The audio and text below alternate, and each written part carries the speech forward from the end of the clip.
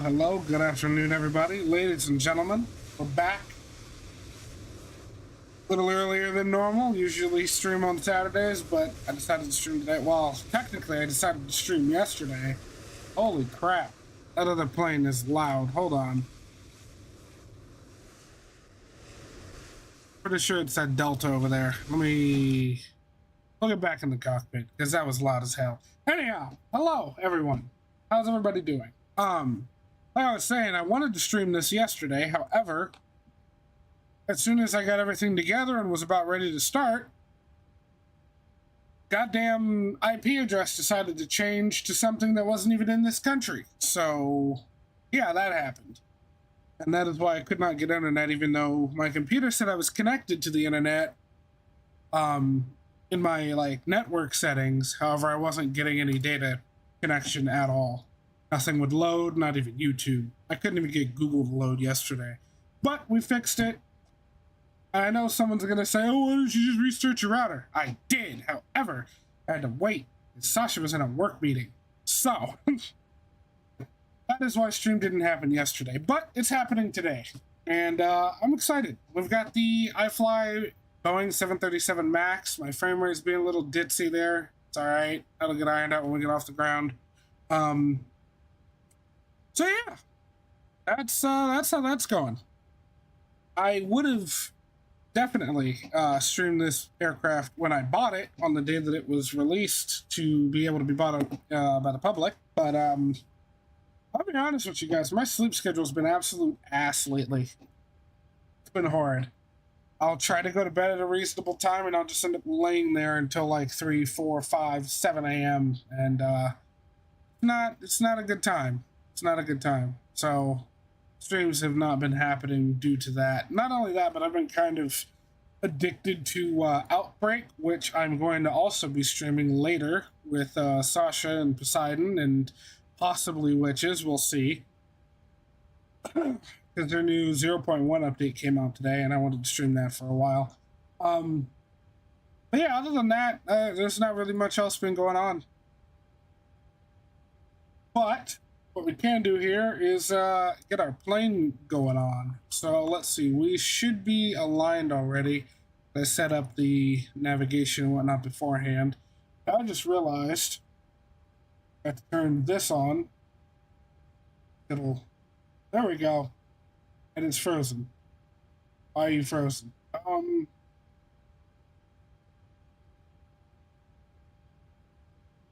Encoding overloaded. Consider turning down video settings and using a faster encoding set. Okay. That's a thing. Yeah, no, I don't think camera's gonna work today, y'all. Oh god, I hate this webcam. Okay. That's fine. Let's see. Video broadcast, what are you doing?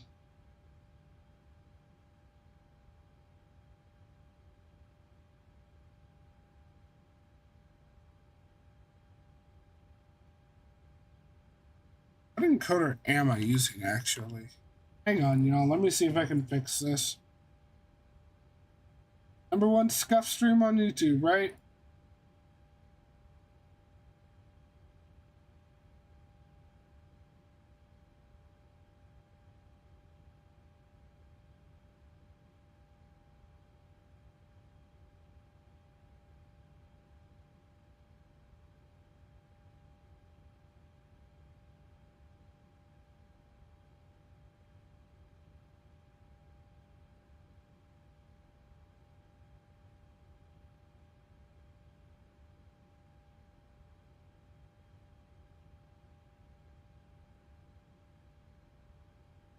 Does not seem to be possible for me to change my encoder. At least not while I'm streaming. So I guess we'll just have to deal with it. That's unfortunate.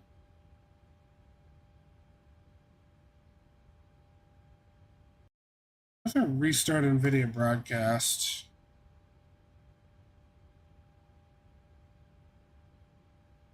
I know you guys can't see anything happening, but I promise you it's happening. Let me turn capture cursor back on. There we go.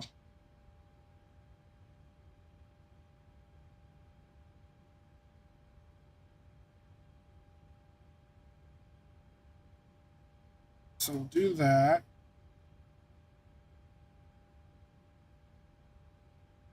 Do capture device properties.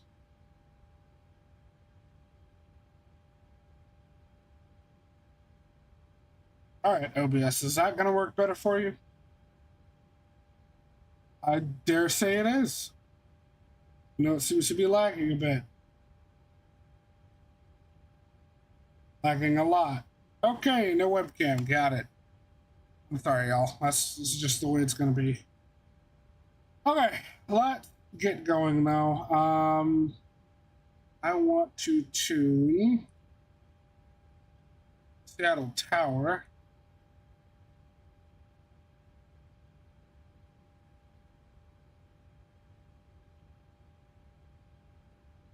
.9er.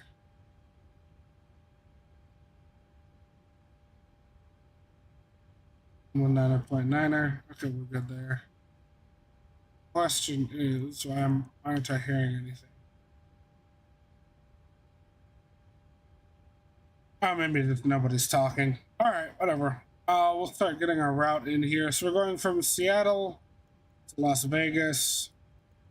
I hadn't realized that I went to Vegas last stream when I had planned this one. So I was going to change the destination before I started today, but I said not to. I don't know. If you guys want me to do a second flight, and I've actually got people here to talk to, then we'll do a second one after. We can go somewhere else, but I'm gonna keep stream to one flight only for the moment until I've actually got like people in chat around the time a second flight starts, because I'm tired of doing one flight, having people, and then there's just no one for the entire second flight, and I'm sitting here talking to myself. Not doing it anymore. I'm not the kind of person that can just sit here and talk to no one. I can't just fill empty dead air, constant chatter. I can't do it. I'm doing it right now because I'm, mentally focused on getting the plane started up and kind of going through my thoughts. But once that runs out, I'm done. I'm just here.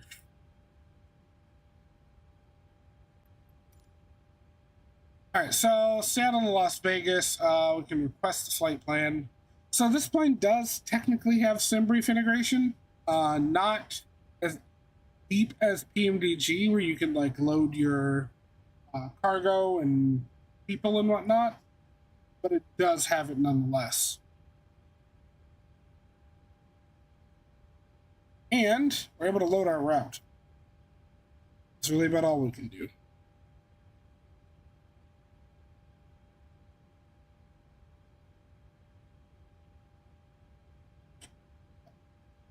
What I learned in boating school is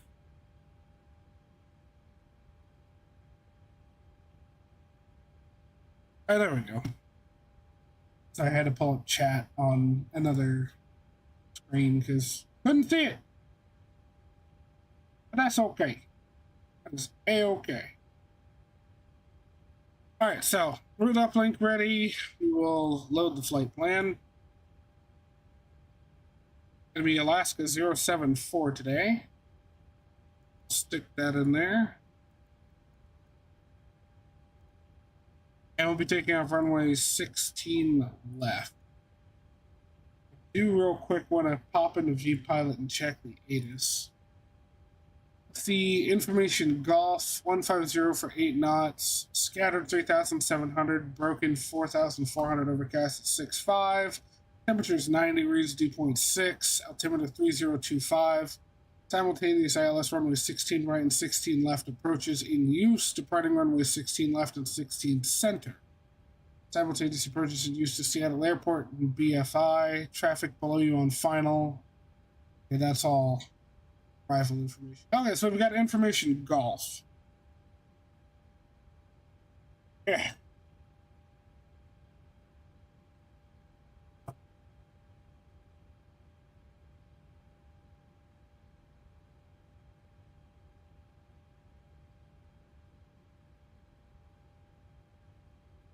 Okay, cool. The departures and arrivals, we've already got 16 left in there. It'll be the sum of 2 departure through LKV. Back to index in Las Vegas, we will be landing 26 left. We'll take the ILS Yankee. With a cocktail 3 arrival to Tequila. Barracuda. Alright, we'll go back to route, activate and execute the flight plan. Go ahead and minimize that.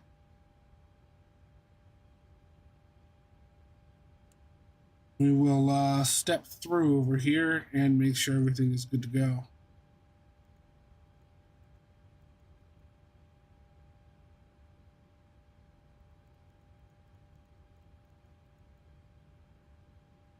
And then that should be our arrival into Las Vegas. Yep. All right. Cool. Cool.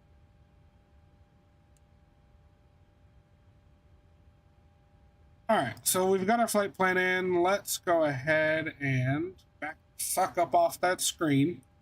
Performing some payload.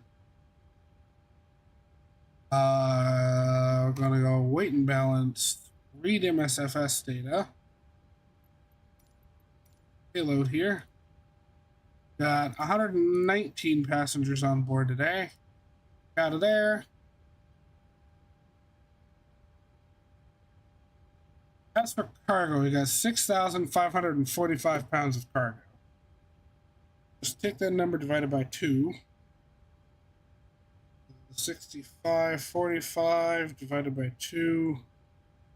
All right, we'll do 3273 up front. Said 3273. And then 3272 in the rear. Set payload, fuel, block fuel 4.6, 14.6, 14600. Taxi out fuel spray going to be 420 pounds. And then trip fuel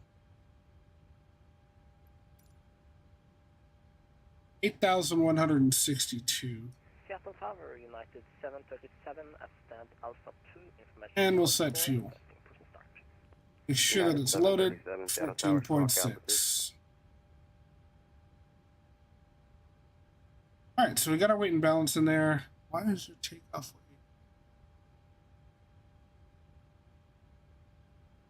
I think fine. I will complete on that.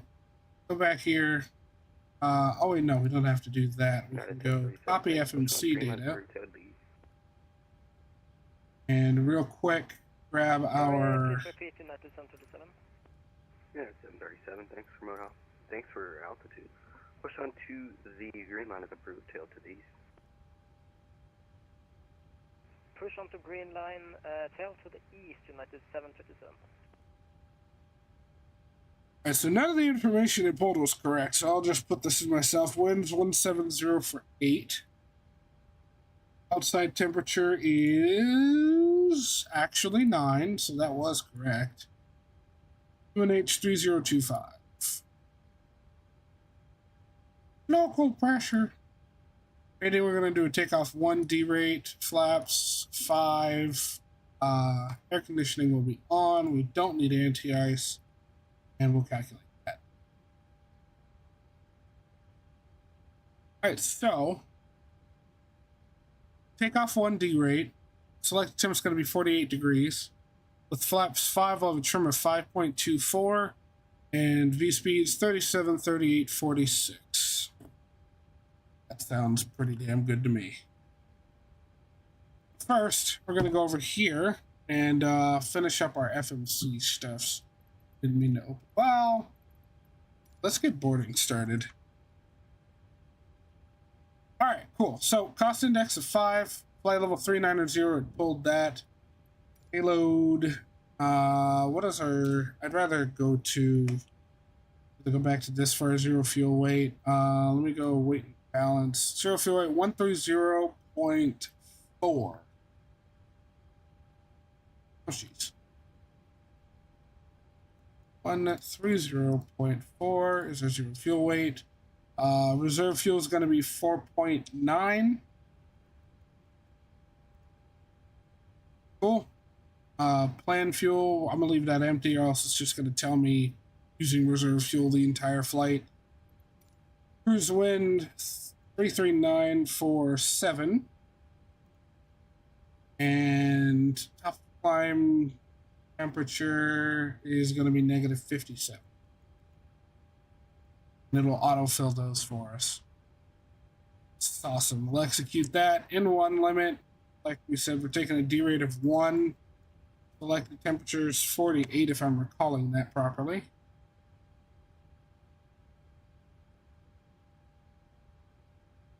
Yeah, sorry. Yeah, 48 on the selected temp. Takeoff. Back off that a little bit. Flaps 5. Keep forgetting you can't put the 0 in there for some strange reason. There's CG 36, 37, 46 is that we had over on the left. 37, 38, 46.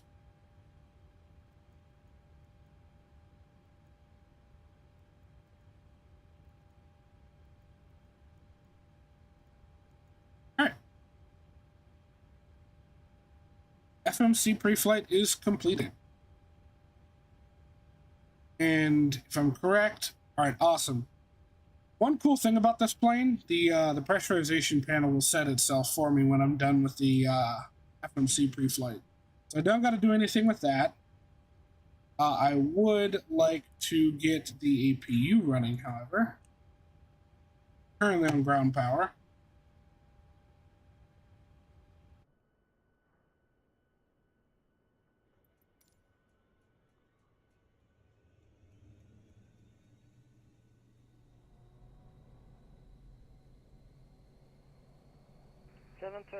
Requesting taxi. United 737, runway 16 left, taxi via Bravo Charlie, exit the ramp, pod 88.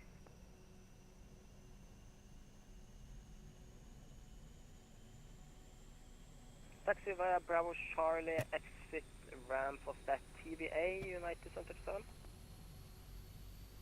Affirm. Roger.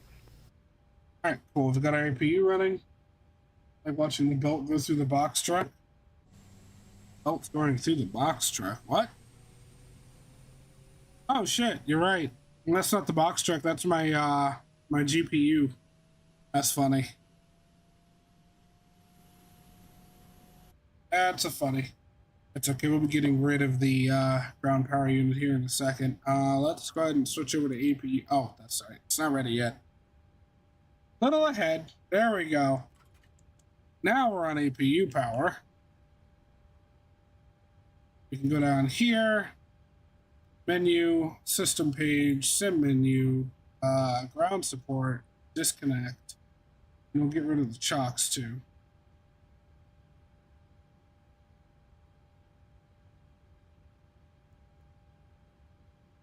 Seattle Tower, November 2308 Echo, radio check. Number 230 Echo, Seattle Tower, 505.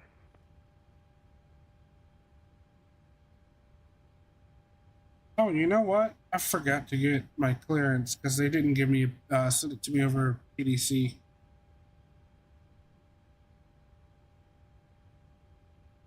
Do do do do do do.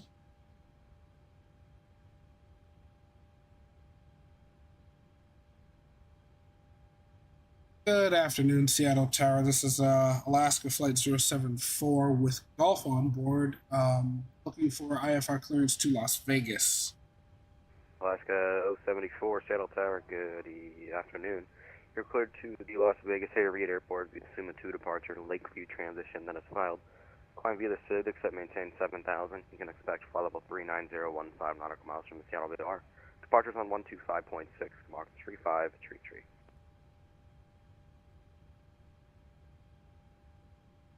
Cleared to Las Vegas via the Summit 2 departure, Lakeview transition, then is filed. Climb and maintain 7,000 initial, squawk 3533, Alaska 074. Alaska 074, readback correct, call for push, expect from 16 left for departure. Expect 16 left, call for push, Alaska 074. Okay, cool. We got our clearance. Cleared up to 7,000. Oh, shit. That went way too high. Didn't realize it was already at 10. For some reason, my brain saw that and saw 1,000. Forget about it. Alright, what is runway heading?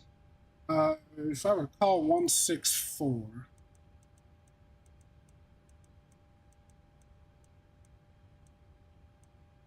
Cool. Runway heading set. We can get our flight directors auto throttle on. Oh, arm our auto throttle, rather. And our V2 speed was 146.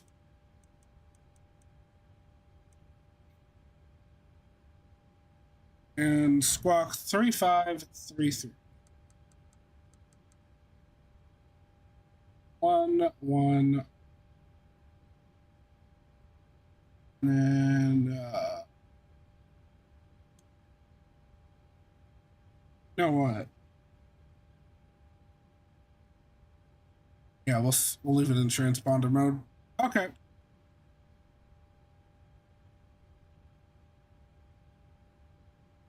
I do believe that's about it for setup. Let me look around, make sure I didn't forget anything, because God knows I can. Just confirm to United 737 taxi via Bravo to Charlie. Tax on. 737 affirm, we're the 16 left taxi via Bravo Charlie. Can get the window heat on. Left, thank you, United 737. No smoking to auto, seatbelts to auto. Well, I'll put seatbelts on considering that we're already fueled and still on the ground.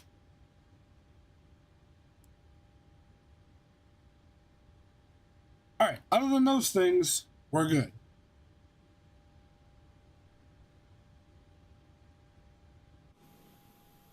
Let's take a look around this beauty. Dude, I am so pumped to fly this thing again. I've done a couple of flights with it since I bought it. I've done, I think, 2 flights with it so far. Like I said, I've been focused, no, not focused. I've been addicted to Outbreak, which the new update's going to be fun. They brought in party system, like 20 new scenarios, hopefully some new twister types, hopefully. Did some bug fixes, fixed a performance issue with a memory leak. It's going to be real fun.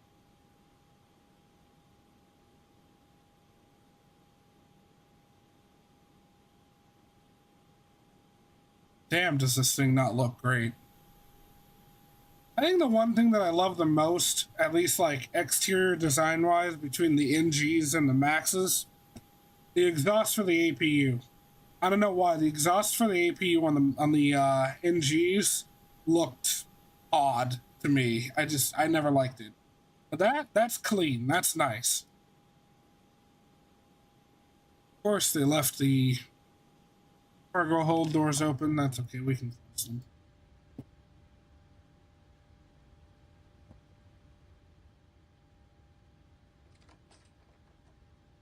Let's head out to the cabin.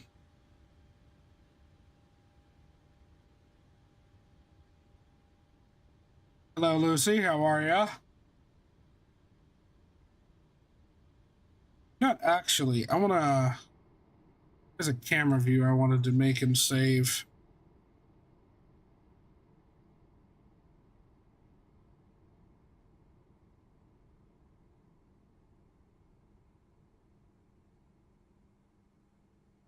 Should be back here.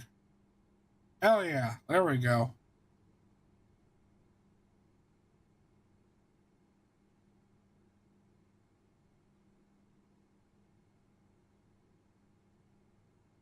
All right, since the lights aren't controlled automatically, at least not yet, wanted Special to do aircraft, this. departure frequency Let's can be on Unicom on 122.8. close. All right, so if we, yeah, there we go. So now we can control this.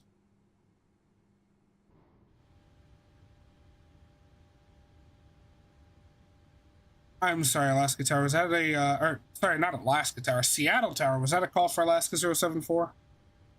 It was for all the aircraft. I was just advising that new departure frequencies on Unicom.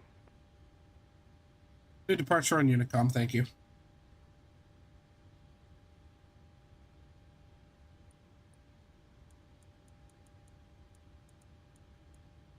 Okay. Oh, we had departure, but it went offline. That's okay.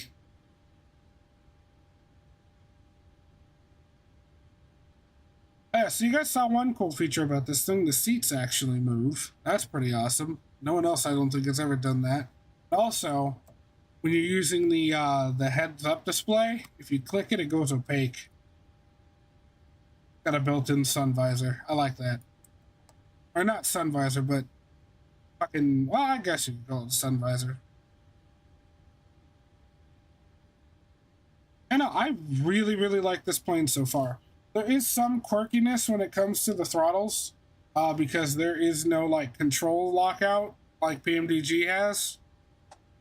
So, like, with PMDG 7.3 NGs, you can move the throttles, your physical throttle, while it's an auto throttle, and it's not going to disconnect if you set it that way.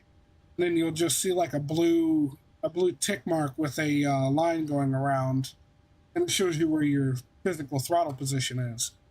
This one does not have that. So, like, if I'm in auto throttle and, like, in cruise or climbing or descending and I accidentally bump my throttle, it's gonna come out of auto throttle. So I got to make sure to back away from my controls once we're in the air. But anyway, our boarding has completed. I'm gonna go ahead and get the anti-collision light on as soon as get GSX out of the way. Because even when this window is closed, I can interact with the edge of the window, and it's fucking irritating. I really hope that's something they fix in 2024. Box 1, Seattle Tower, good evening, close request. Seattle Tower, United 282, Xylus, runway 16 right. United 282, Seattle Tower, good afternoon, the wind 150 runway 16 right, clear to land. Runway 16 right, clear to land, United 282. United 737, runway 16 left, clear for takeoff. Clear for takeoff, runway 16 left, United 737. Seattle Tower, Alaska 074, ready for push and start. Alaska 074, squawk altitude, mode Charlie. Squawking mode Charlie, Alaska 074.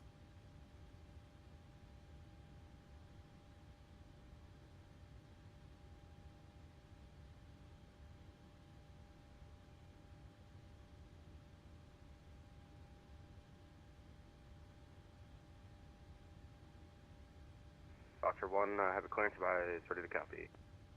Ready to copy for Boxer 1. Boxer 1, you're Oh, cleared I to didn't form. Barracuda Airport via the M.2 departure, radar vectors, Xenon, then is filed. Climb via the SID, except maintain 7,000. You can expect flight level 400, 15 nautical miles from the Disney airplanes seem to have a dash growing in height, blocking the front windscreen more and more. I mean, it's the same as the other 737s. I don't think this is any different from the NG.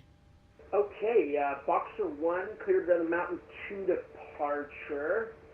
Can we get the radar vectors again to the waypoint for 2055? For Boxer 1, my apologies. Yeah, Boxer 1, just stand by 1. United 737, and then no further AT service available. No frequency approved. Have a good night. 122.8, thank you very much for ATC and your patience, and have a great day. Bye-bye, United 737. United 737, you look great as well. And Boxer 1, it's going to be radar vector Xenon, Zulu, Alpha, Delta, Oscar, November. Roger, okay, It's not really Mountain 2 blocking it. departure, radar vector Zadon. We are going to climb via the SID, except 7,000. We'll expect 400, 15 minutes after, and we'll squawk 6660 for Boxer 1. Boxer 1, read back correct, call for push, expect from 16 left for departure. We'll expect 16 left, we'll call for push, Boxer 1.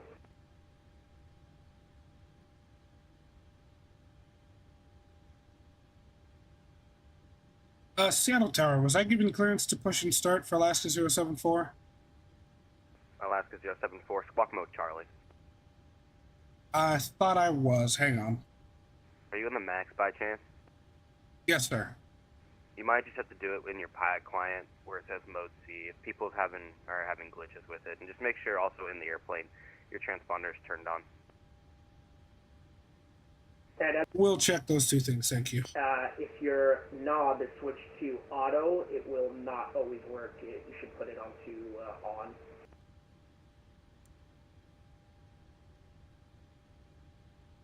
Alright, do I show up now for Alaska 074? Alaska 74, thanks. Push approved, tail to the east.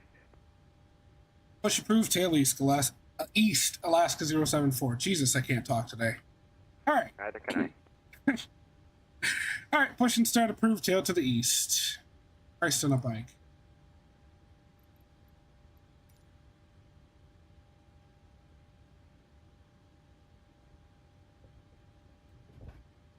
Well, then let's make that three of us. November 2308 Echo IFR to San Should be Francisco. tail left. Number 23808 Echo, Seattle Tower, you're cleared to the San Francisco International Airport. We have 6 departure, E-Rave transition that is filed.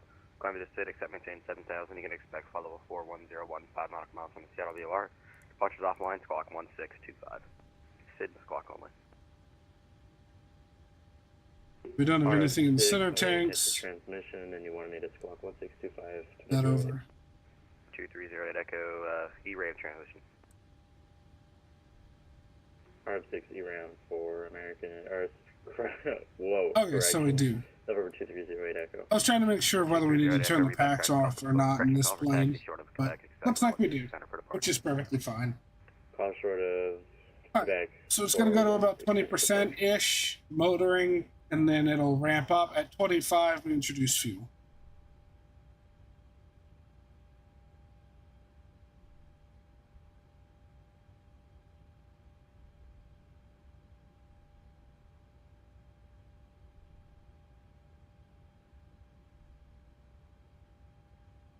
I recall when she's cold, like on first startup, motoring shouldn't take nearly as long.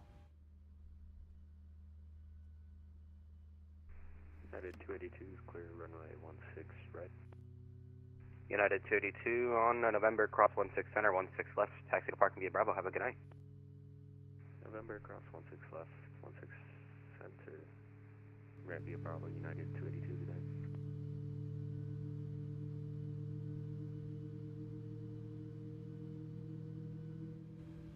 Brakes should be set. Okay, calm down. Seattle Tower, good day, JetBlue 201 with you on this flight for 16 JetBlue 201, Seattle Tower, good afternoon to you as well, runway 16 right, clear to land. Clear to line 16 Why is my frame rate going to shit? American 7517, we're going to be about 20 nautical miles out, right over Kofi for the Hawk 8 arrival. We should just be coming in your radar. I'll go ahead and let you know when we're about 10 miles out, though. American 7517, Seattle Tower, good afternoon. Yeah, it looks like you're just over, you're on the Vector Lake there to Vashon. Call me on about 5 miles final for runway 16 right. I had to turn down Okay, so we'll call you on V-Pilot to 5 miles for 20%, and it's right. still loud as hell. 7517. And then is there any way we can get the altimeter? It is drowning out the sounds of the plane.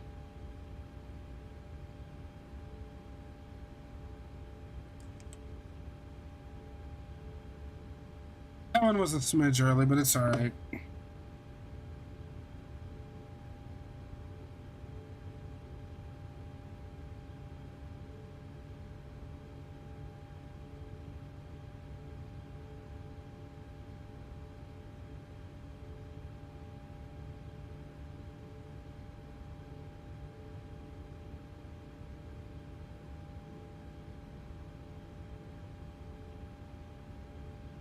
Alright, engines are started. We'll go ahead and get the hydraulic pumps on. AC to auto. Get on the engine generators. Kill the APU. And everything up top is good to go. Set flaps 5.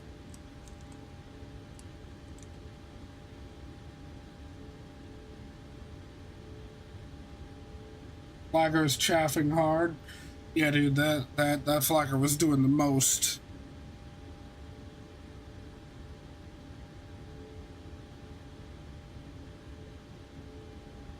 Alright, Seattle Tower, Alaska 074, ready to taxi. I actually got it right that time.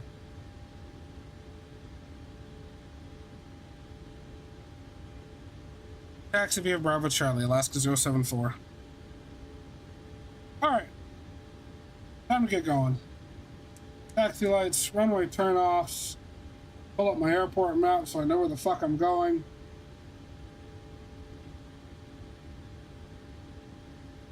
Alright, let's go. Brakes off.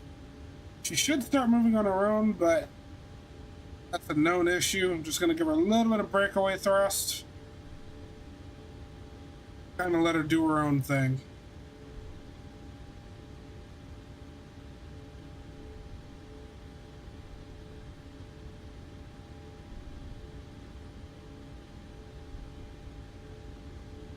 So we're currently on the green line out of here.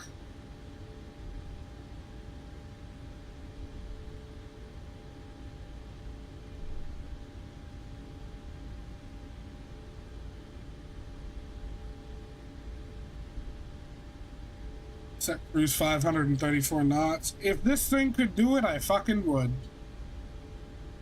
But I do believe that's above her structural limit.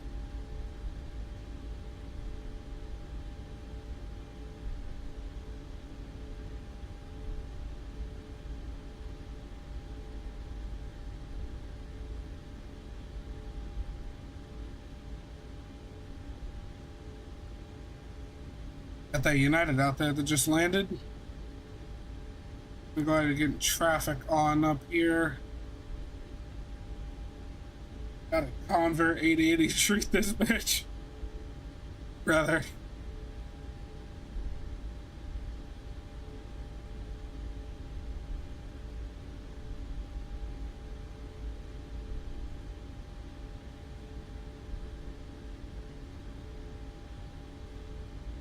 And CJ805 turbojets.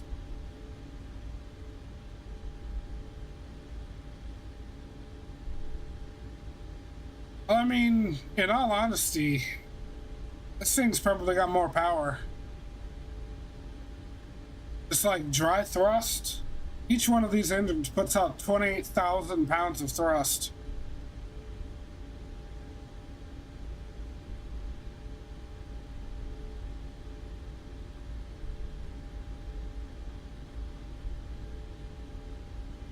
Oh no, that was JetBlue coming in, not United.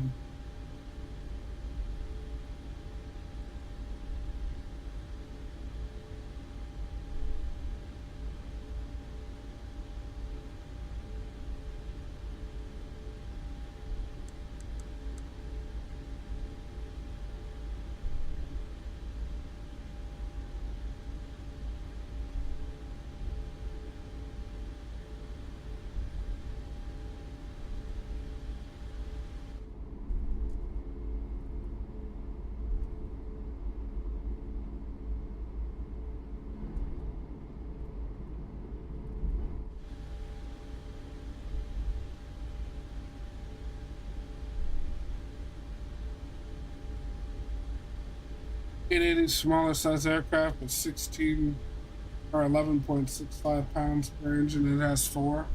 What the hell? Or 11,650. Got you. I forgot everybody else uses a decimal point instead of a comma for thousands.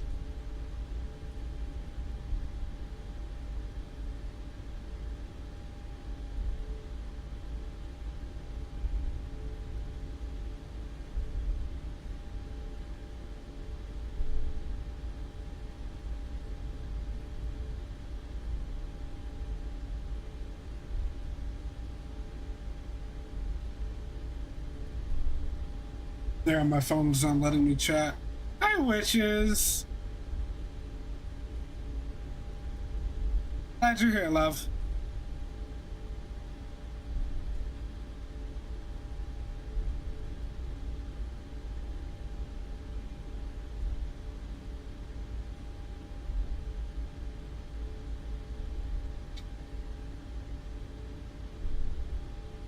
Well, that right there is Echo.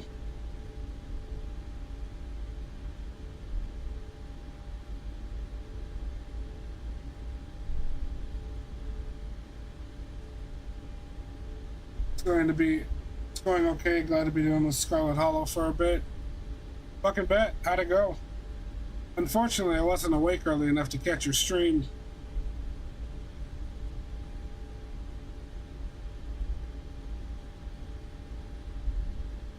Alright, so this first left turn here is Delta, the second one's Charlie. Rather, I should say the last one's Charlie.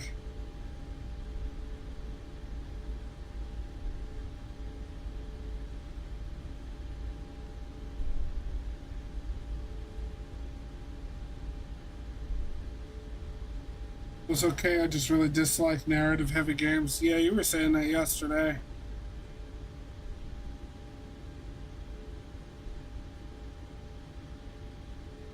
Good for takeoff, Alaska 074. See ya!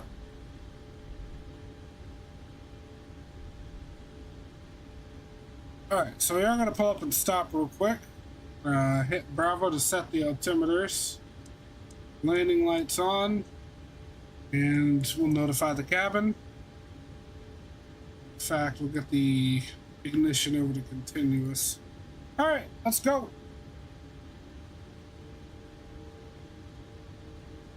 At least better than Ormori.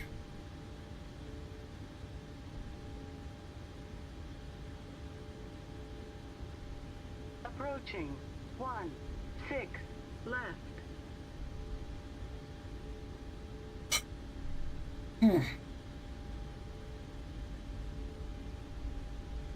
Hey, Paul. What's up, man? Just taking the Max out for a spin.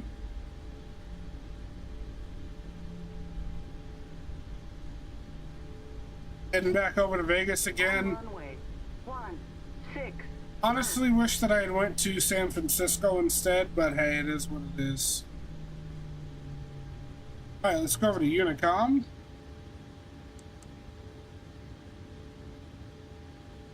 Seattle traffic, Alaska 074 on 16 left, departing, Summit 2 departure.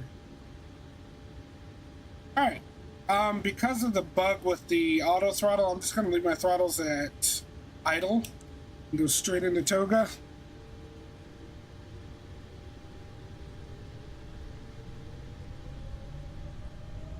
Oh yeah, did I mention that it auto sets the trim for takeoff?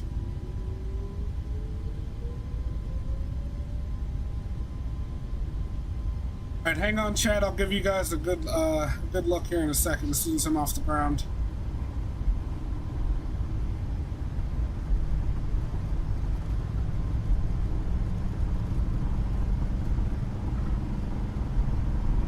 V1. Rotate. God, I fucking love how heavy she feels. Positive rate of climb, gear up.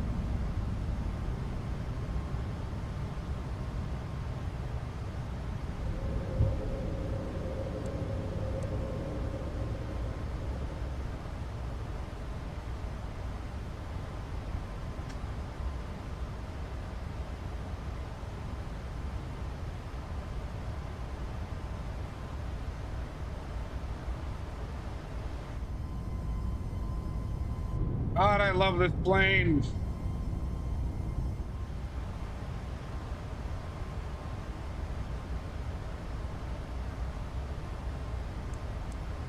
Why did VNAV disengage?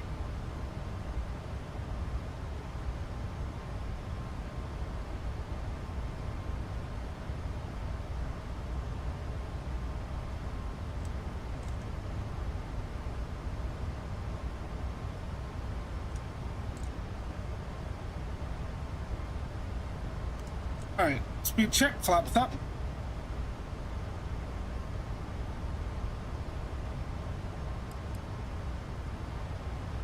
Using reserve fuel. Of course we are. Oh, what's up? How's the max? Fucking amazing, Paul. What alcohol level? What do you mean from me, Paul? Is this your fancy new plane? Yes, it is, which is 737 MAX8.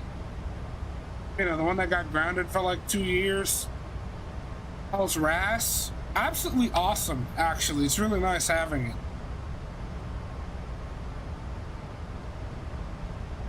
Stops me from fucking up like I did during a flight a couple weeks back that wasn't on stream, where I took off on the wrong runway. That was interesting. It wasn't really the wrong runway, it was just the wrong end of the correct runway. Alright, what now? Yes, I know, using reserve fuel, you told me already.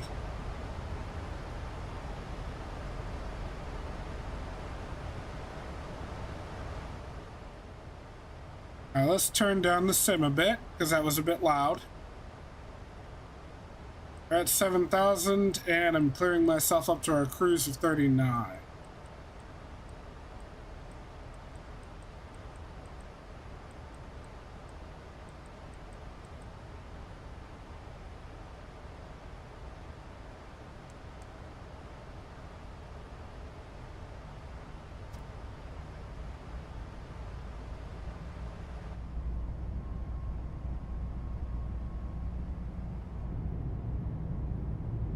And time to get climbing.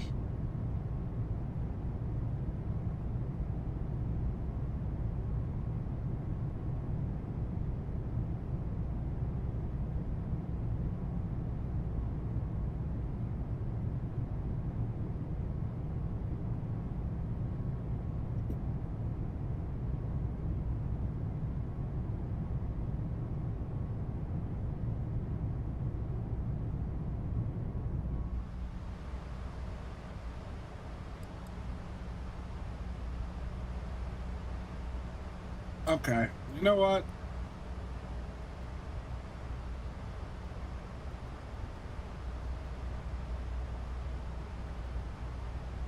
I'm tired of this.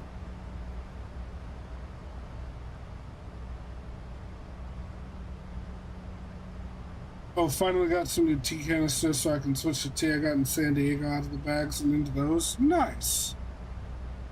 And that's 10,000. We'll get the landing lights off, runway turn-offs, and taxi lights off. Engines over to, or engine ignition over to off. Forgot to set that.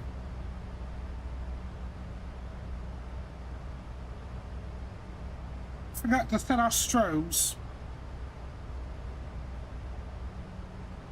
That's unfortunate.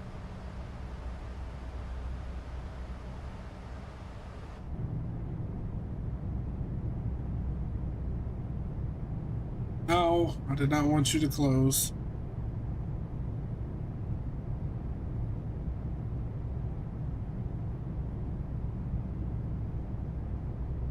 So chat, while we're climbing here, let's take a look at this lighting. Ah, excuse me. All right. So currently it's in boarding and deboarding. We'll go takeoff and landing. That dims the cockpit a bit, or the cabin a bit. Speaking of cockpit, I left the door open. Silly me.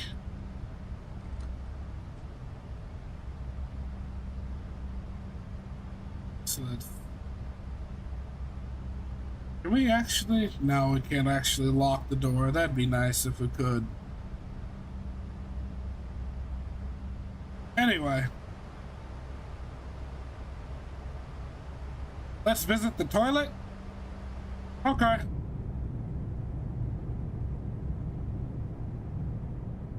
Into the toilet we go.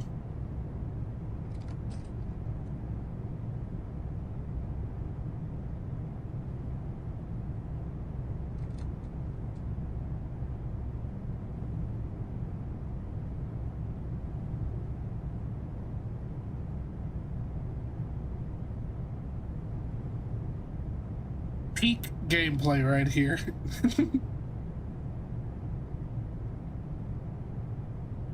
Wait, Poseidon, you broke the toilet?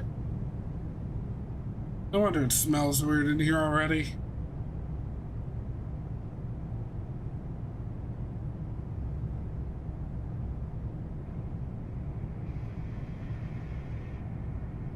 Oh shit, the flush sounds different whether you've got it open or not. Listen. All right, let me turn it back up.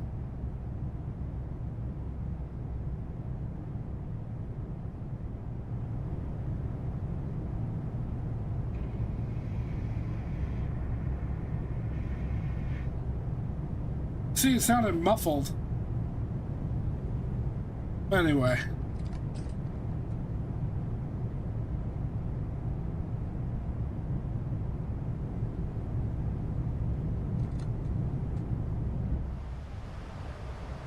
Oh god, above 18,000.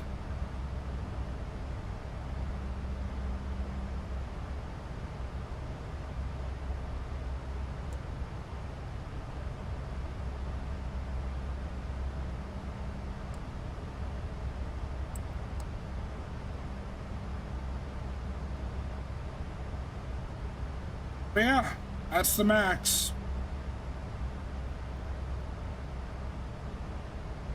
Here, I think application preferences? No.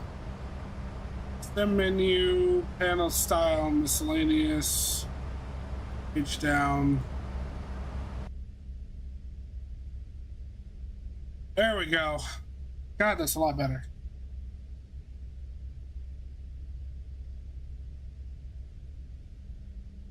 Time for some music. Kick the hole through the bottom of the plane. Pretty plane. It is pretty, ain't it?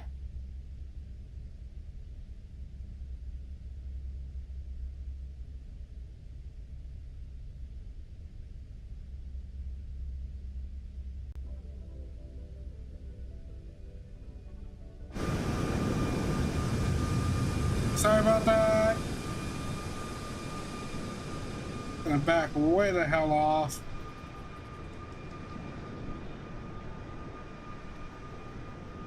There we go.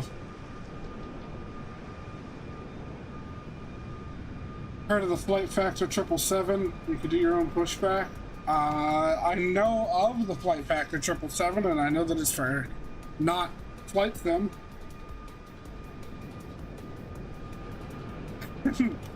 Yeah, trust me, I know. It's just... Oh, I know. Oh...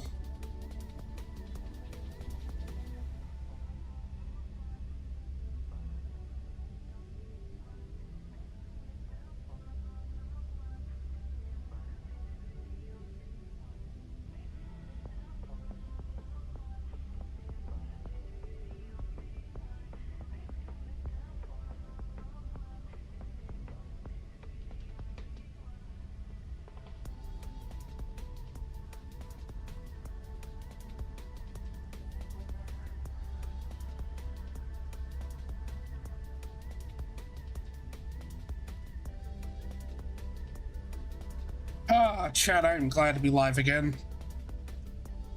So, Paul, how are you doing?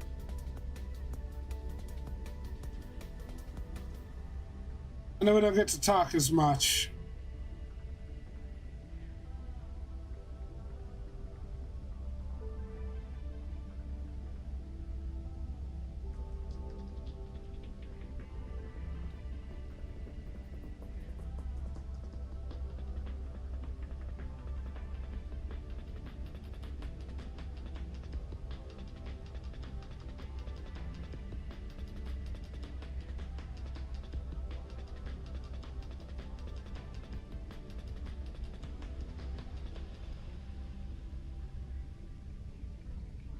Pretty good. Was a nice evening with some vodka, and I am now happy you're streaming, so I have something to watch. Hell yeah, buddy.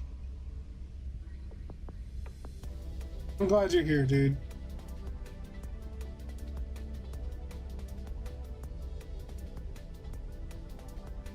Once I'm done with Flight Sim, so I was saying earlier, I don't know if you were here at the very beginning, but once I'm done with Flight Sim, I'm only doing one flight today. But once I'm done with Flight Sim, we're going to go off the air, and I'm going to get set up for a different stream. We're going to be streaming a game called Outbreak, which is storm chasing. They had a big update today. I've been playing the hell out of it with both Poseidon and Sasha, and Witches has joined us a few times too. And then I'm gonna stream that as well. That should be fun. You guys are gonna have a good time. Based on how things have gone so far, y'all are gonna have a fun time watching.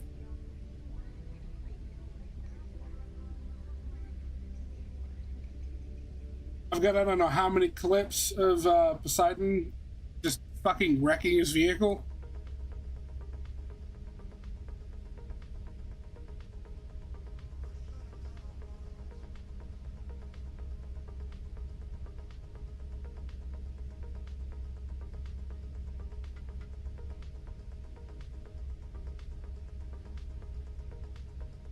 Not only that, me dying, Sasha doing sketchy shit. It's a good time. It's a good game. It's a good time.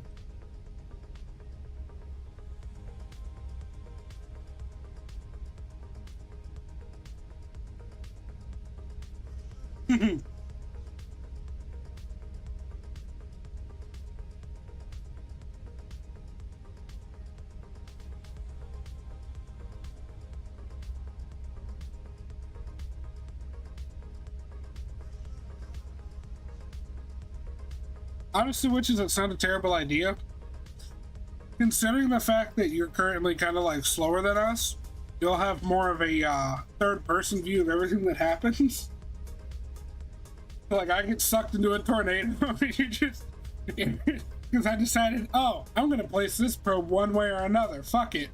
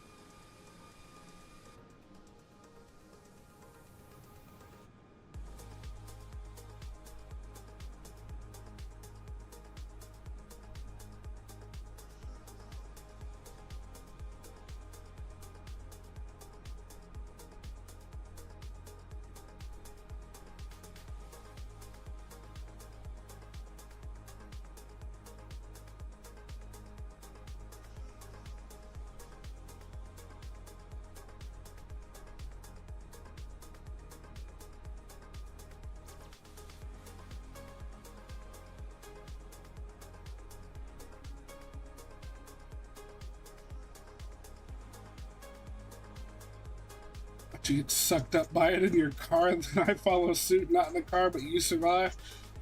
Yeah.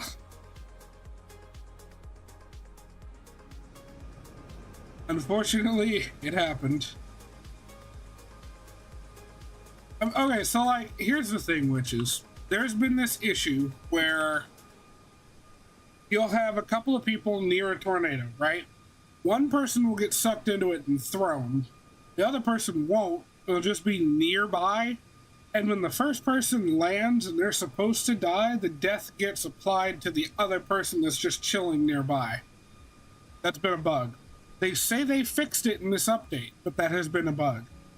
So that's what I was saying yesterday. When I lived, I probably was the one that technically died, but you ended up taking it for me.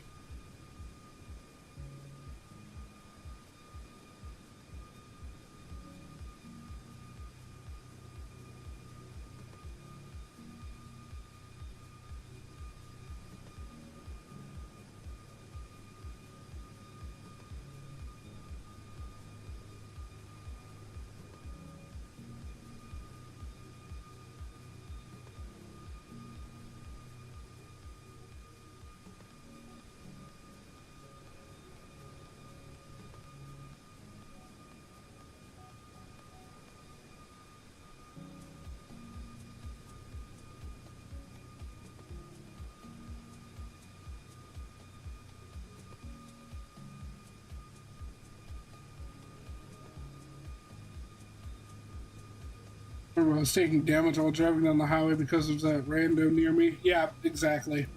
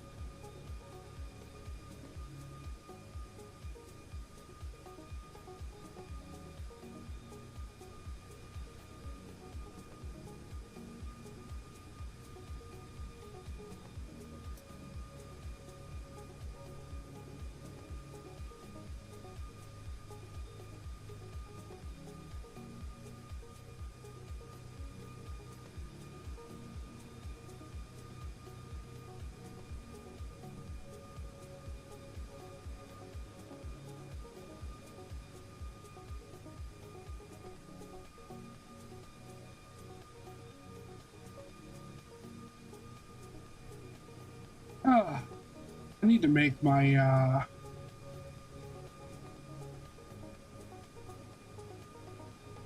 whatchamacallit, my, God damn it, brain went blank. Thumbnail. I need to make my thumbnail for my Outbreak stream.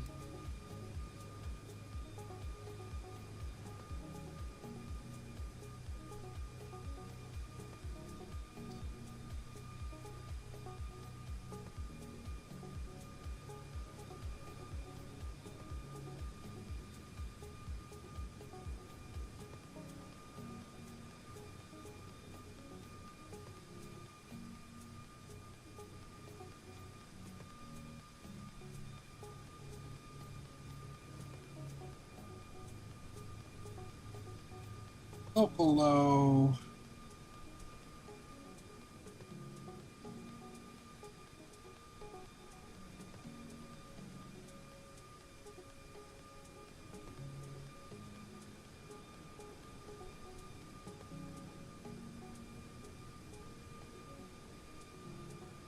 Oh yeah, definitely.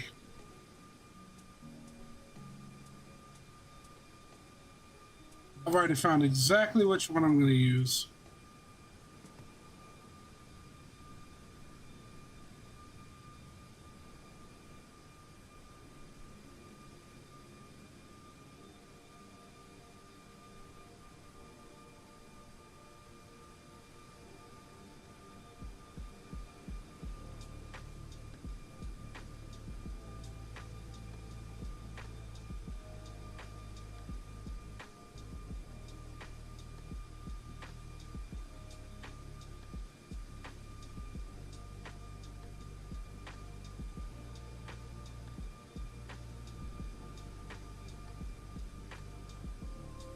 Right?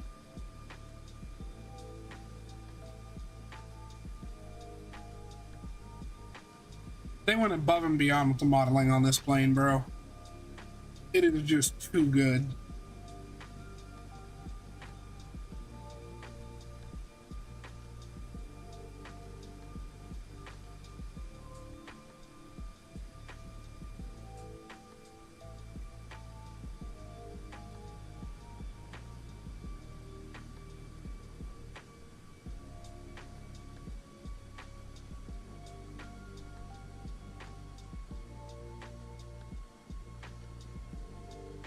Yay! Good job, baby.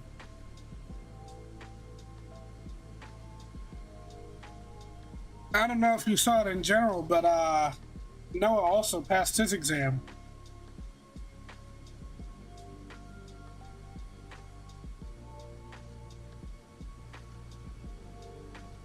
Oh God, Poseidon, what did you do?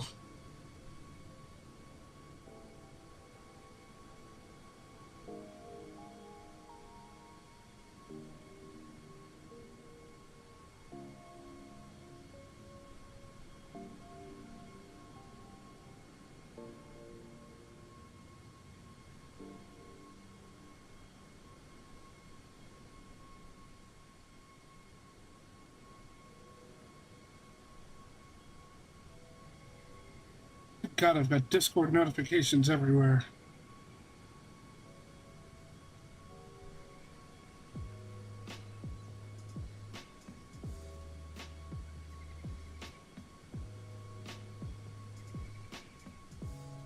Started World War One in 1537. Good God. Brother.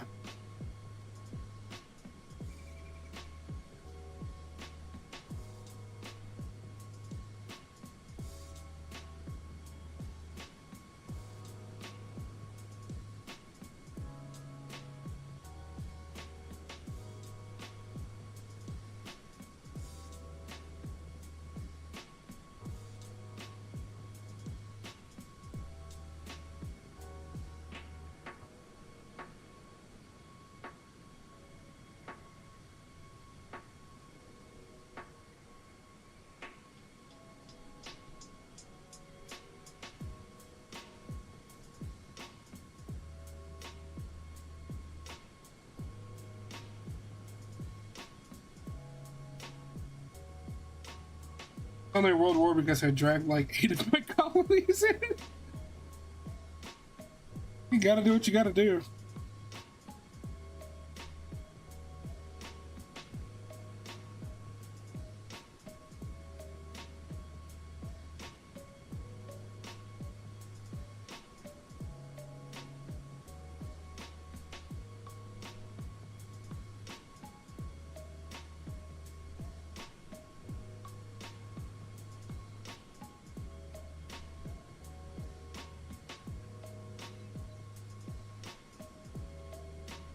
Rest in peace, Portugal, for trying to cut in on my trade. I feel that.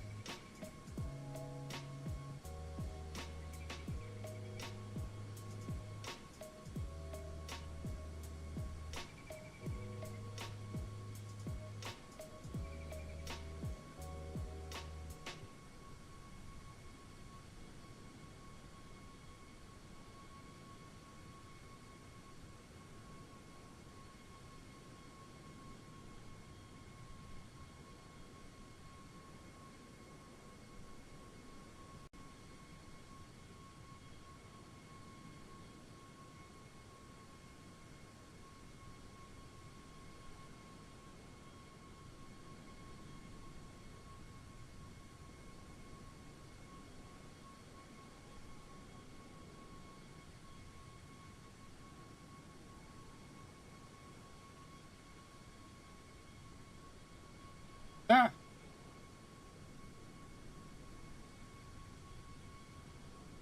Congrats on passing your test.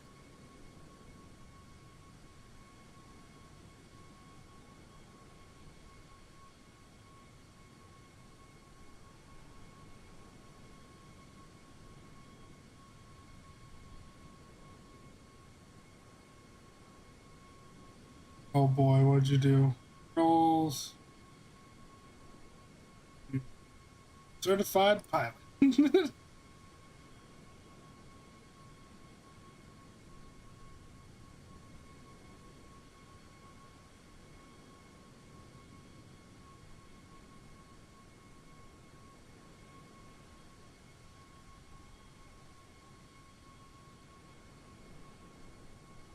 Oh shit, when did my music end?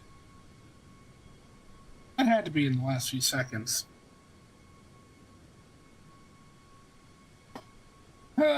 Come on, Epidemic Sound, load for me.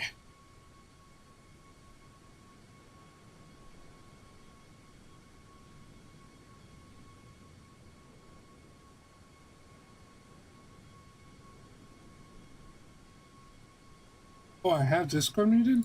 That wasn't supposed to be. There we go. Chat, I swear to God, I'm not crazy. Sasha's in here.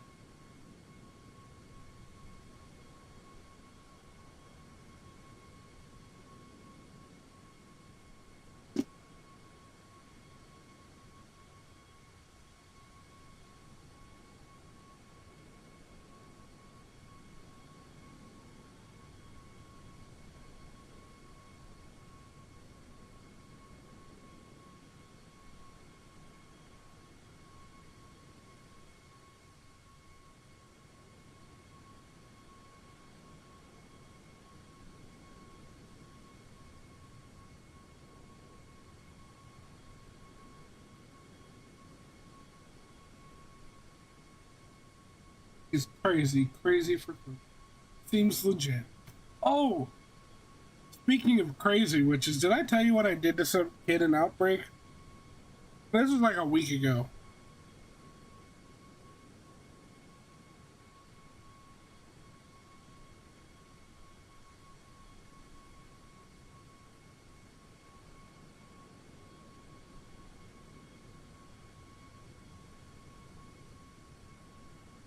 Which is he there?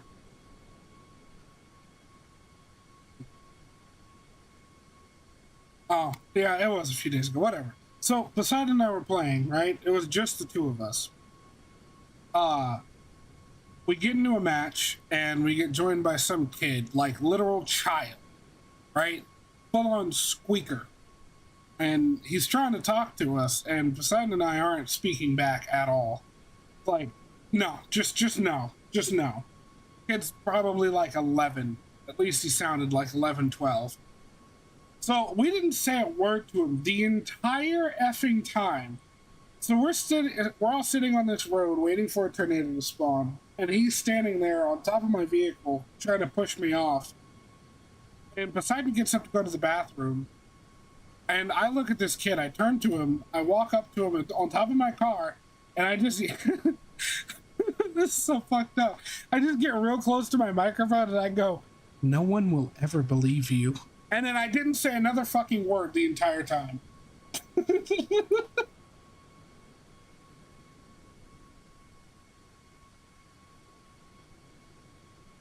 It was messed up. That kid's he was probably thinking by the end of that, did that actually happen or did it not? I can't figure it out, because he tried to talk so many times afterwards, going, "Come on, I know you have a mic, you talked to me earlier," and I never said a word.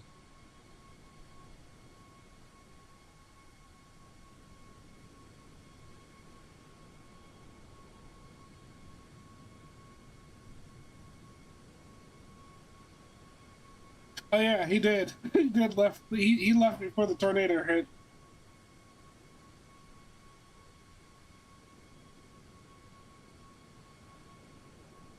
But yeah, the whole rest of the time he was there was trying to get us to talk, and then I guess got frustrated and left. But oh god, it was funny. It was so funny. I had told Poseidon about it when he came back, and he was just absolutely dying.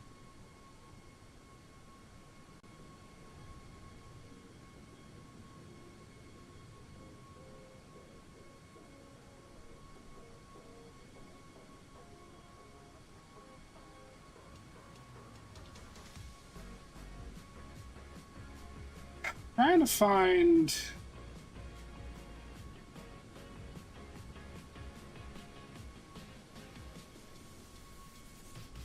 Trying to find a good font for this.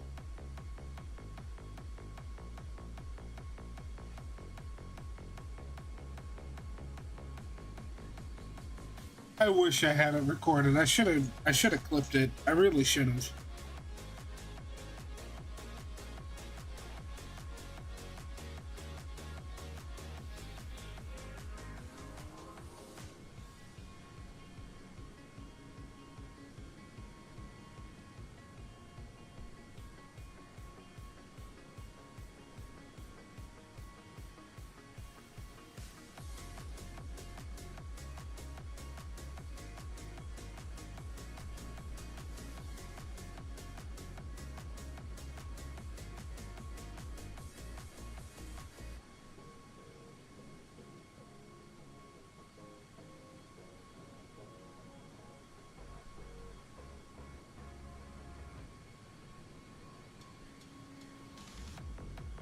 You know what, that is a good screenshot, but I'm wondering if I have any screenshots of like one of you guys flying.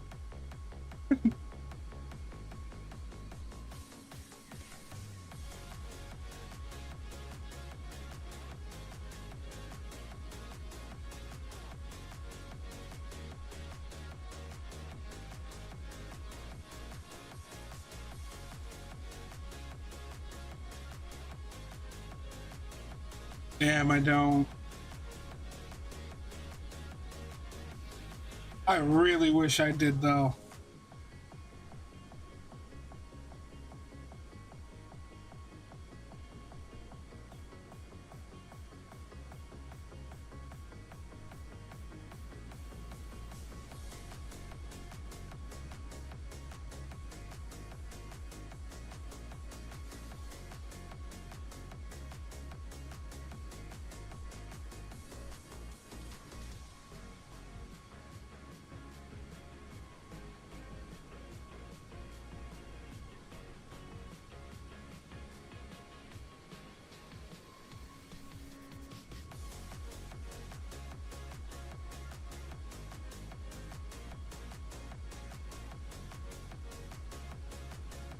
I mean, hell, if you want, we can hop in a game and we can make my car fly just for the shot. No, that's okay. I mean, the screenshot I have is pretty damn good. The one I'm using is pretty good. I'm gonna send it to you real quick. Oh, but hold on. After I read this T, give me a second, y'all.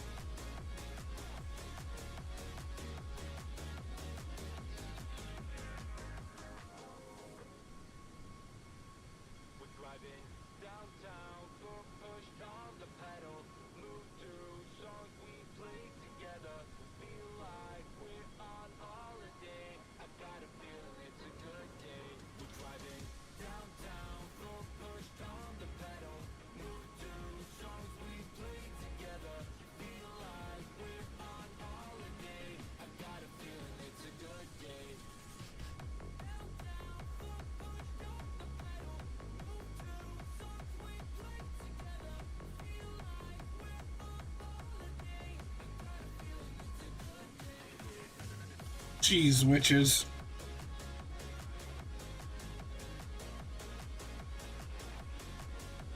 I just finished reading what you sent me. That's fucking nuts.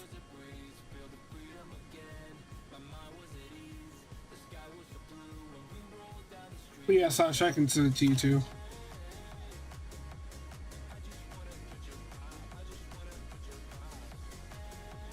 You'll be down to play in like 30. Let me see. When am I going to be landing?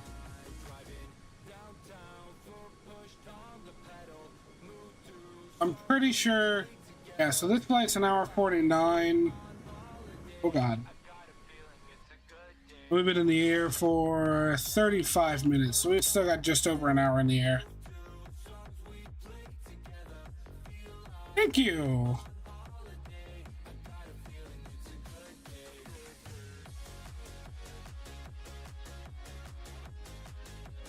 Oh, I see. I see. Oh, okay, okay. I see. I see.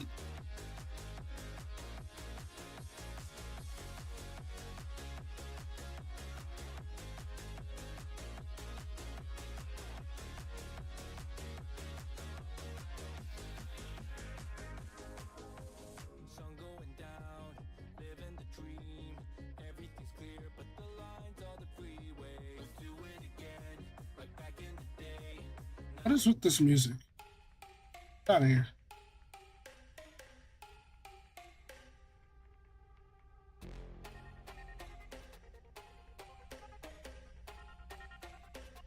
I love the fact that I can set the window shades to like open and close at their own discretion, but the ones where my views are, I wish they'd just stay open.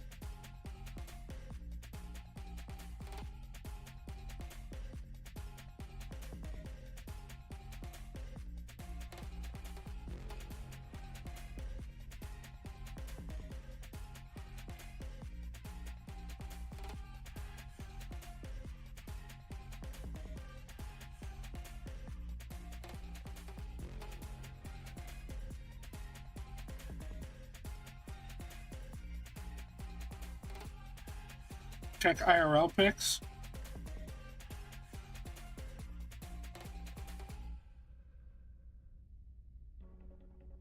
That's the plane you learned in, huh?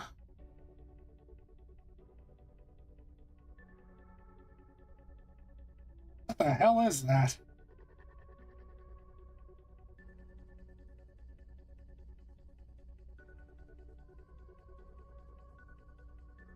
that an F5?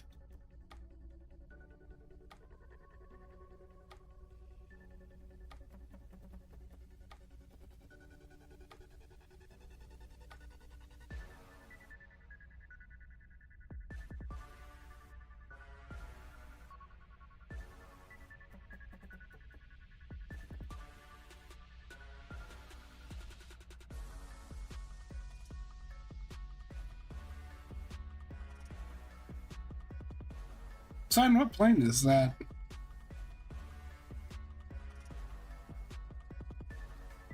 There's no VATSIM online here from here to Vegas. Albuquerque Center's online, but we're not going to be anywhere near entering the airspace. I mean, we'll be technically near it, but we're not going to enter it. It's just us all the way to Vegas. Whoever pops up on Unicom, I guess.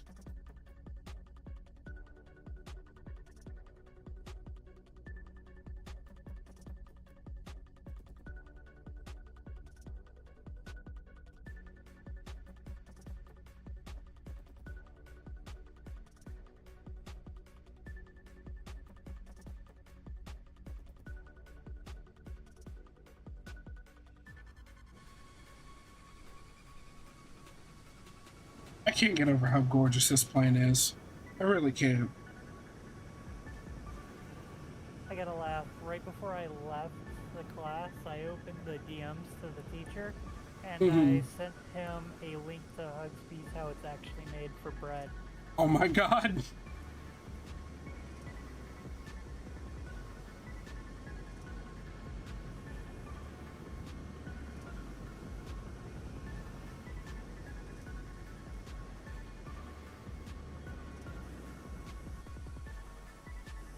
Let's see, which of these views?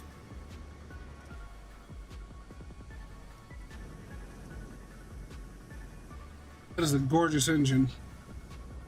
Yeah,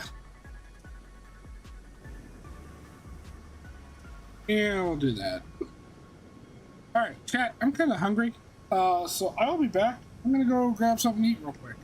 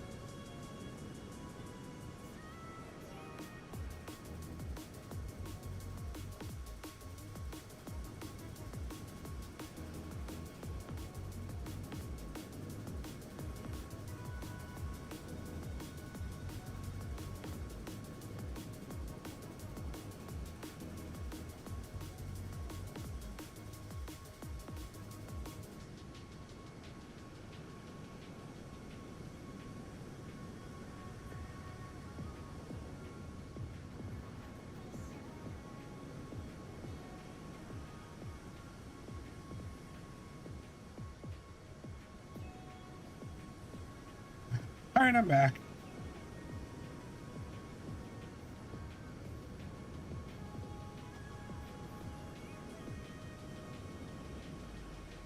Try something for you in the Mac.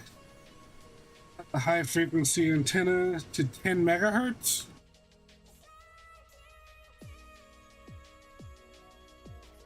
Ah.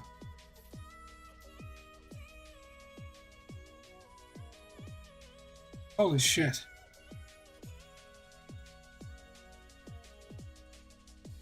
Now we'll use this one. I'll set it HF1.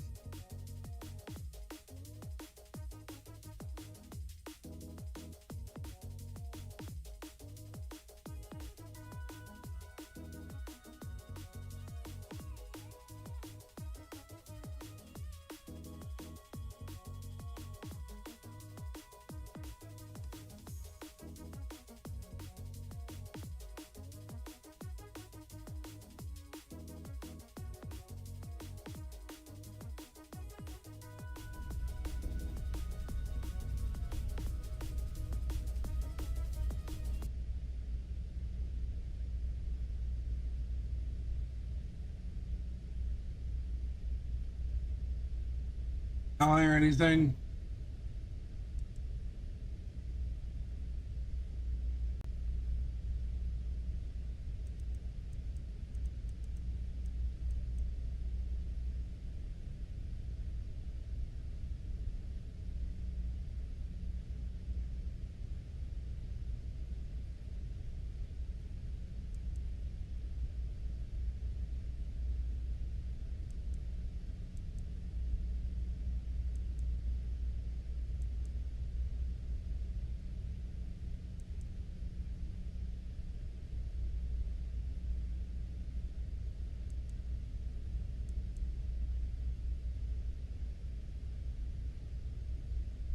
It isn't implemented. Normally there should be the UTC time. Oh.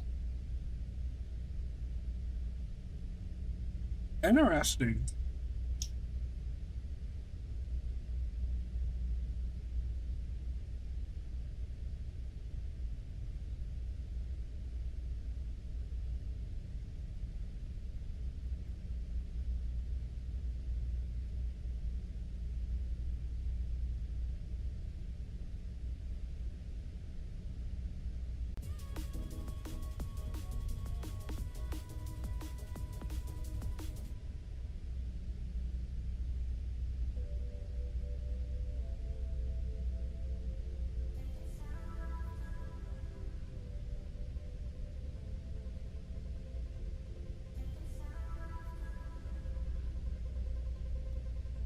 All right. Yeah, no, that'd be really cool to have.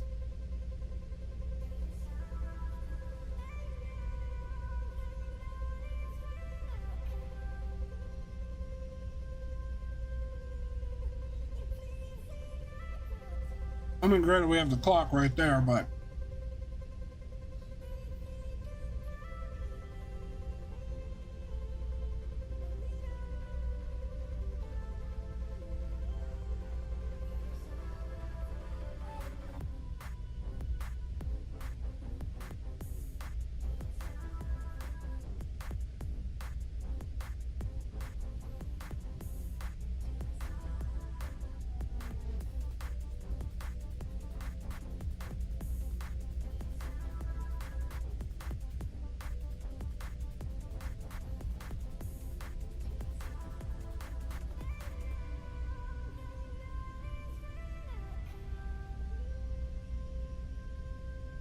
ladies and gentlemen, we are officially in Nevada airspace.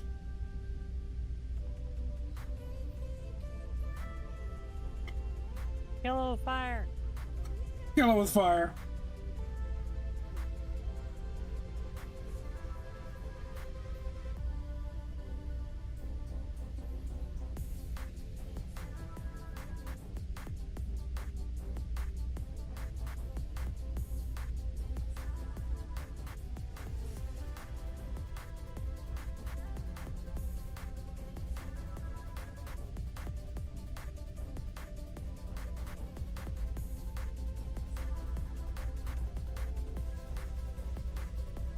Oh, Witches, when I stream Outbreak, are you gonna join us?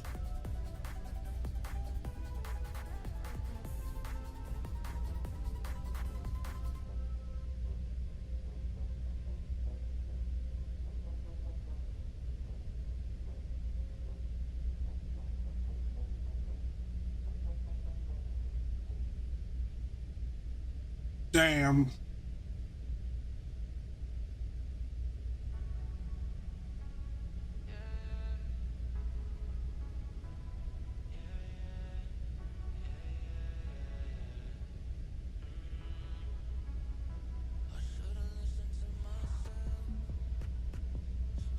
Well, if I finish this flight around like 5:30,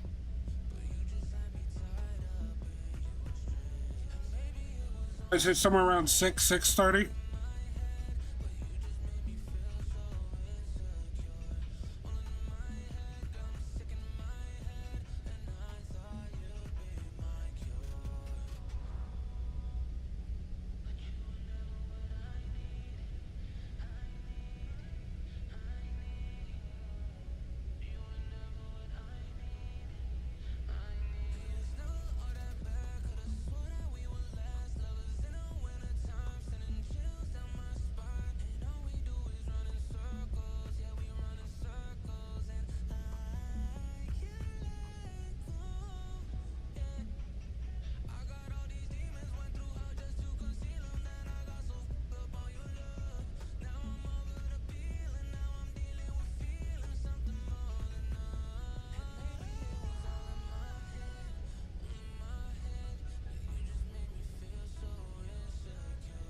Sweet.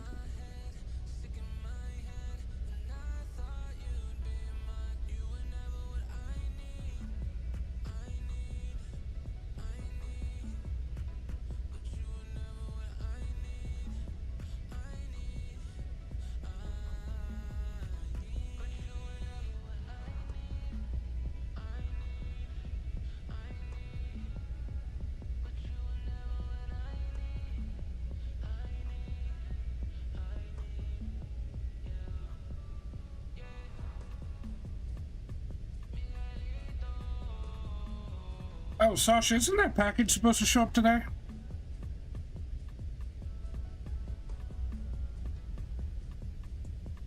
As a matter of fact, it is.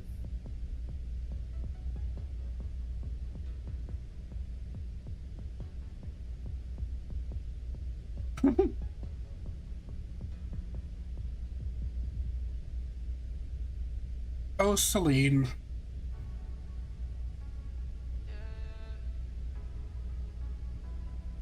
It's like when I woke up, I went to the bathroom, and Decker was sitting there clawing at the outside of the door.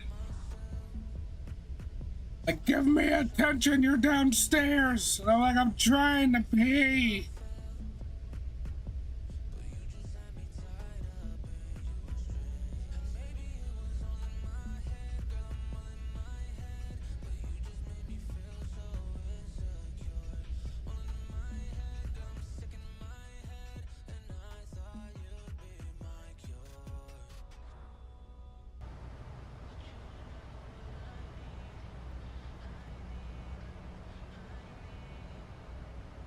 Oh yeah, let's take a look at some of the stuff the CFB can do.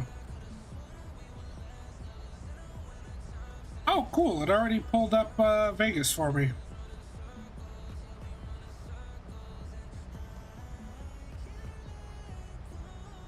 Oh, and it's got all the gates. That's nice.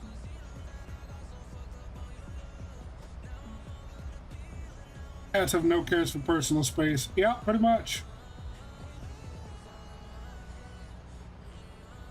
No concern with what she said it is.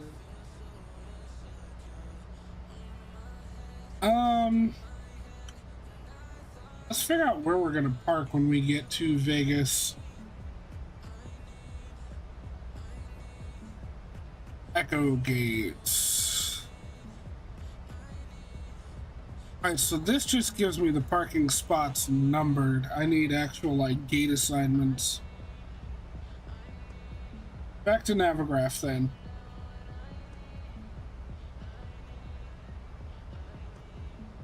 Okay, so the E-gates are going to be 39 through 53. This flight came in Echo 14. That's going to be spot 40. However, I think I'm going to take like spot 10. It's 5 over 1, 2, 3, 4, 5, 6, 5, right? 43. I'll be barking up at 43.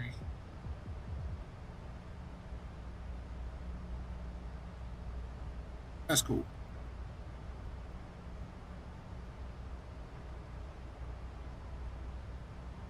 Let's see. Fix. What runway are we landing on again? 26 left. If this works. Invalid entry.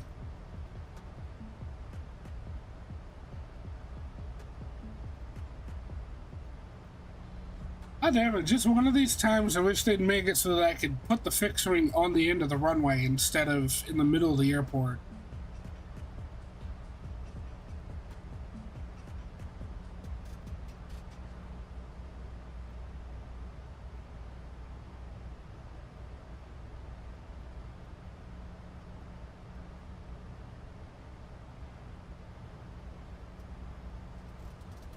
Cruising along nicely here at 39,000.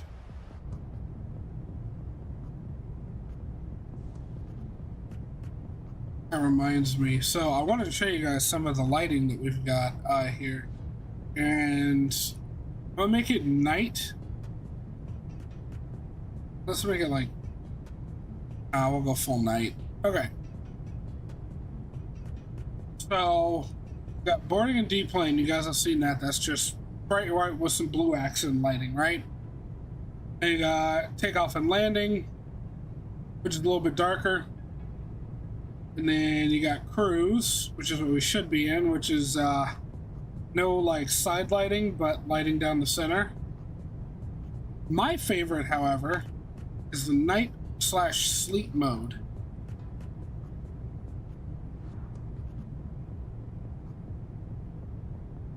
Is that not the coolest shit you've ever seen, chat? It's just such a comfortable color.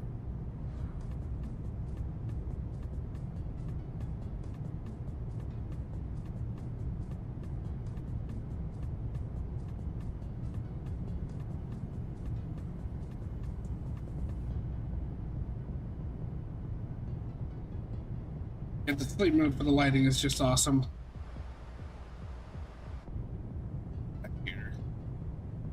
And meal and beverage, what does that one look like? Oh yeah, that's the it's a like low light morning thing. And then you got sunrise and sunset, which gives it a little more orange tinge. You got bright white, white medium, and just straight up dark mode. Chased by eldritch beings from the 8th dimension. You got nightmare mode.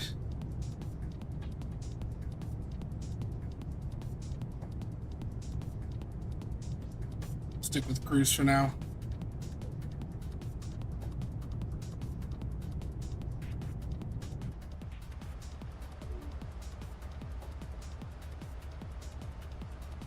Chased by eldritch beings from the 8th dimension. Bro.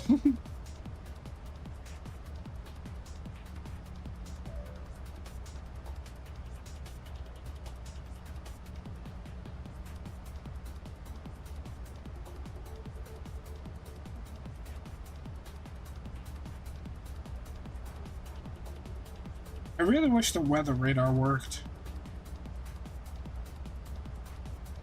We've got no weather out in front of us to even see if it does, but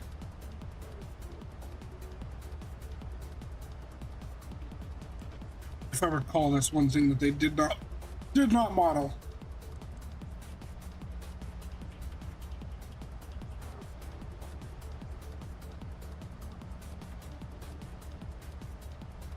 Yeah, they made the VSD, which is really freaking nice. What this does is essentially shows your waypoints out ahead of you and their constraints, but they have it modeled like visually, so like you can see where the airplane needs to be and where it's going to be. When we start descending, I'll show you guys.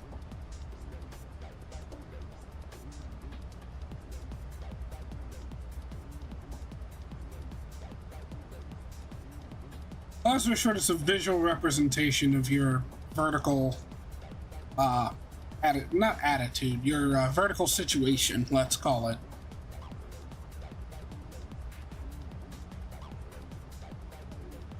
Some other cool features I've found so far. Captain and first officer's seats actually move. I found this one out last night with the little handle on the FMCs. Whenever they were like taking it out to fix it or replace it, just flip that up and down. Pretty neat. If we go back here, oh, I didn't know there was stuff back there. If we go back here, that's the manual landing gear extension door. So if we lost hydraulic power, we had to put the gear down and we couldn't. You just open this panel, pull these three, and it drops the landing gear. Got another jump seat back here.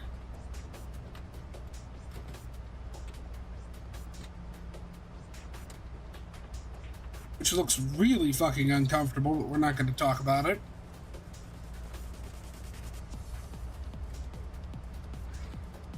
Of course, you can open and close the cockpit door.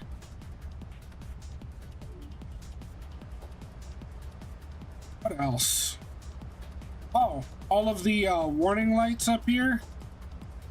You can actually push them to check if the bulb works. Or if I recall, there's also a switch somewhere that does a test of all the lighting.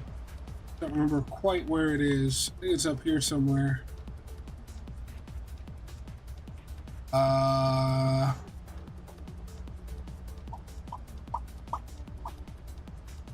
Where is that damn switch?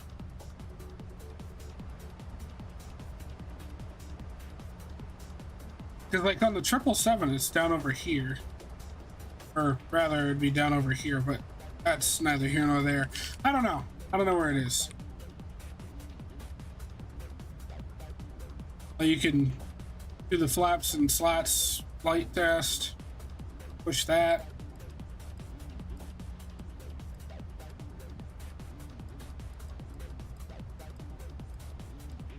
Yeah. You can test the stick shakers. I don't think you can do it in flight though. You can also do the overspeed test, but again, that's, I do believe, disabled. You're in flight. No, Poseidon, engine 1 is not fucking rolling back. God, my food is almost here. What'd you get? I had soft pretzels with cheese in them. Fucking delicious.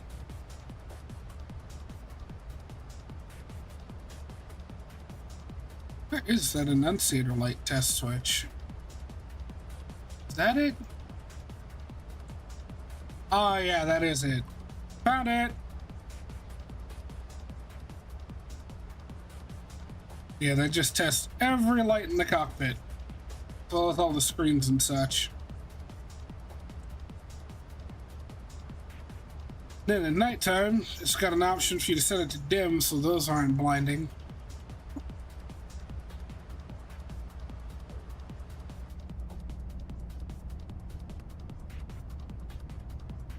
But yeah, chat, I love this fucking jet. iFly did a really damn good job with this thing.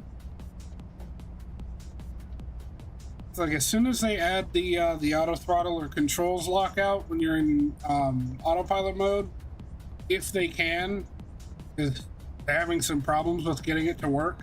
They've been trying several different things, but if and when that ends up functioning, it'll be good. Ooh, you got Subway. Dude, I could so go for a tuna sandwich right now.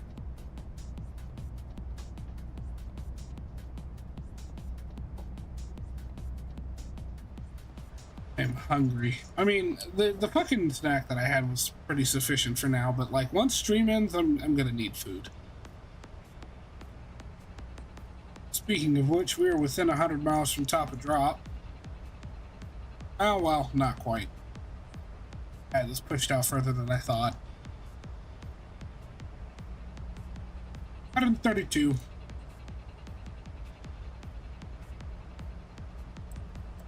Wait a little bit longer. Oh, I also found out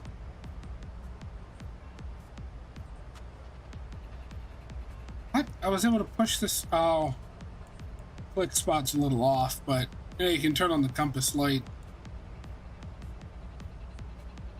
Oh, that's where it is. Okay, they put it there so you don't have to go like up under the panel to turn it on and off.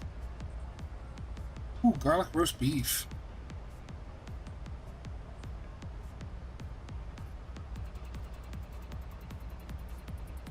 God damn you, witches making me hungry again.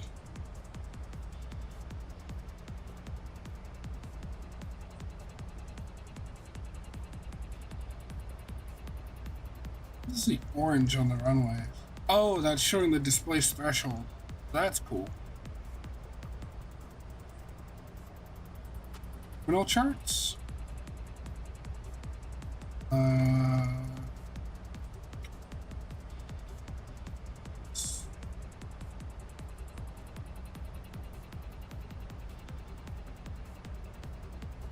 Complete.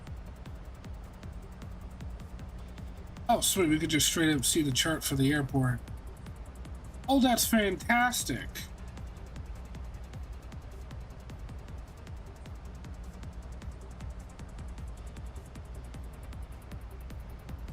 Okay, so we'll click that. There.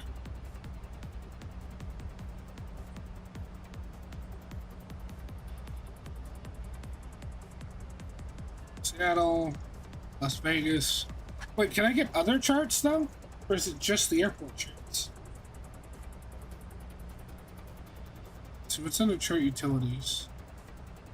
Reports from FMAS, use chart clip from other EFB, nearest airport. It'd be nice if it would show you like all the other charts too, but it looks like it's only the airport one. Oh, sweet, my package.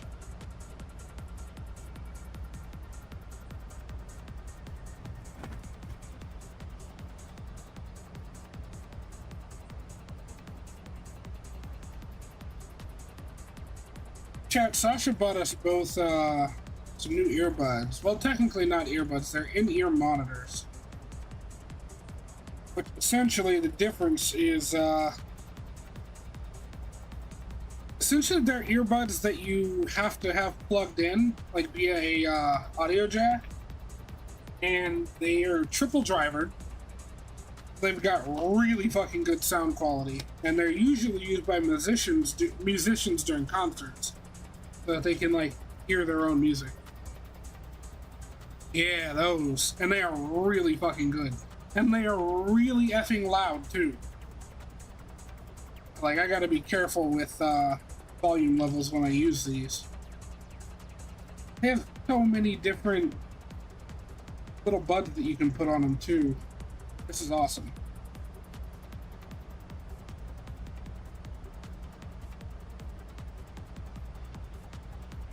As soon as possible.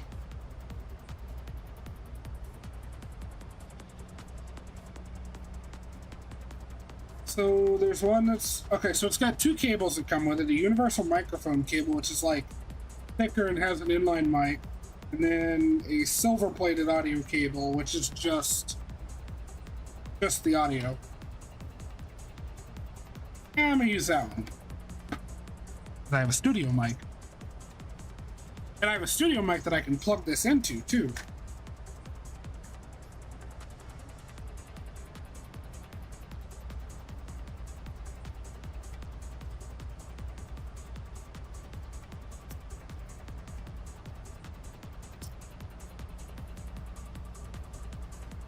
I just thought of something. Hold on.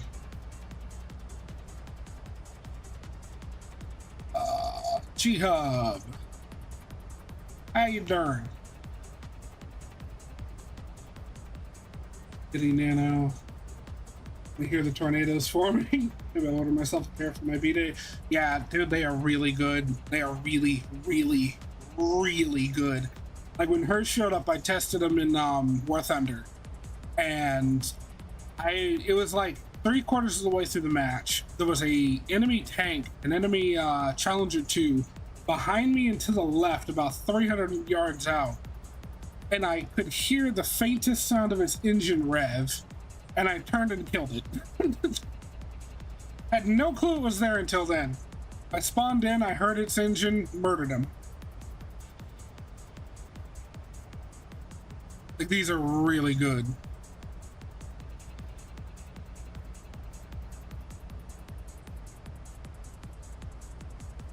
And if Steve was here, the audiophile that he is, he could tell you. The in-ear monitors are like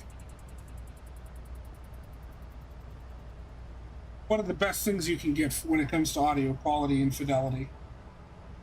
And they're triple driver too, so like you can hear everything and it doesn't drown out any of the audio. Like, you know how on like normal headphones you'll get like if the bass comes in a little too heavy, your mid and your highs kind of sound jank? Not with these.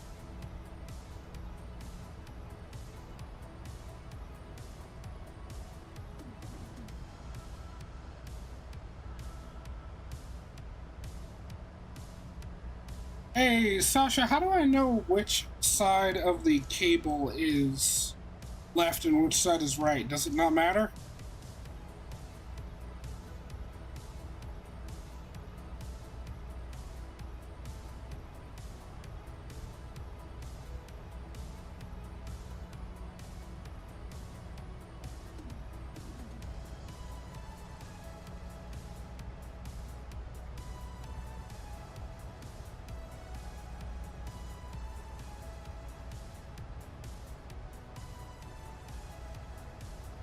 Sorry, I left y'all with a really crappy view. There you go.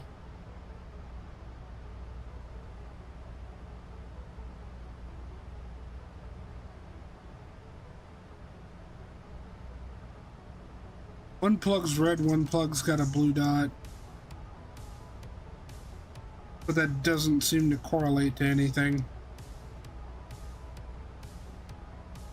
Sasha, you there?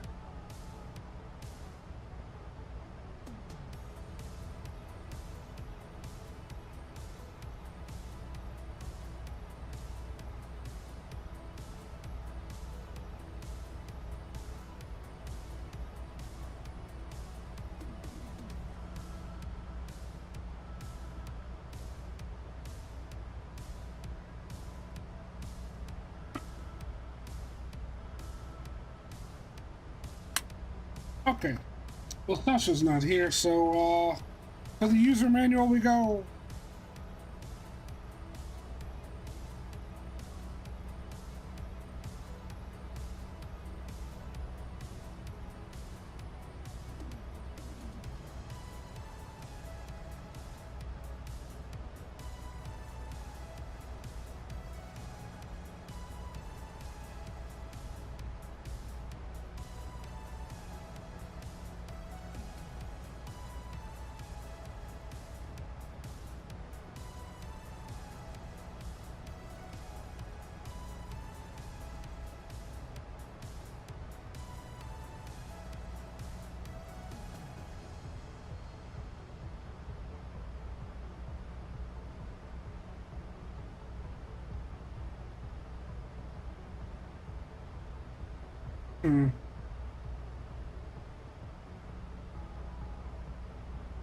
Find the L on the cable and the L on the earphone.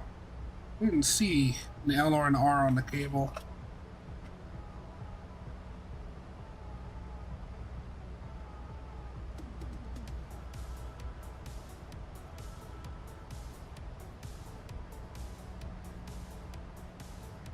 Oh, is it on the underside there? No.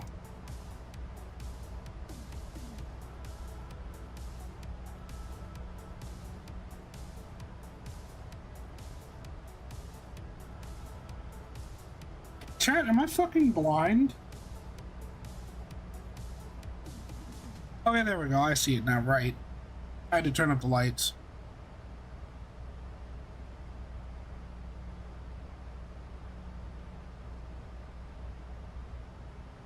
Oh.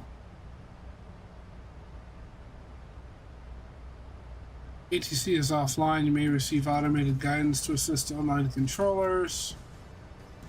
For separation services not available everywhere to provide feedback, please blah blah blah. Okay.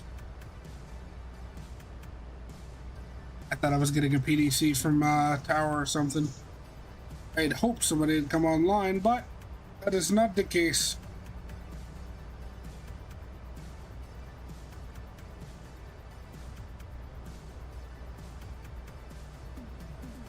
Okay. And we should be well under 100 miles from our top of descent. Oh god, yeah, we are close. Close. Let's go ahead and get this thing going.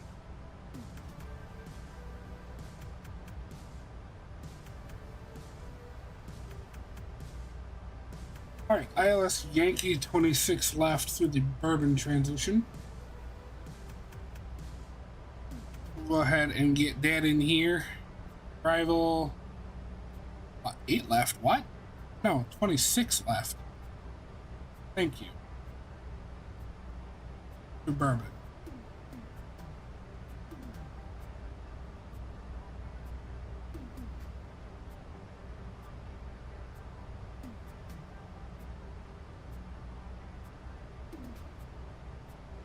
Right, next point, Tequila. Oh, I messed up.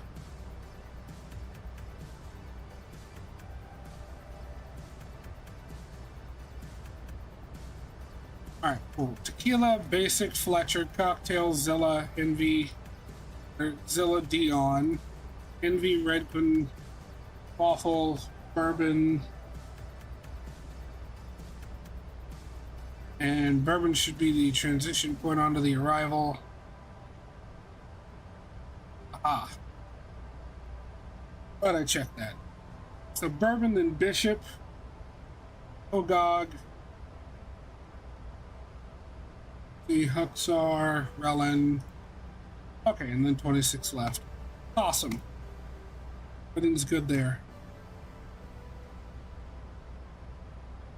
Alright, so, looks like we're gonna cross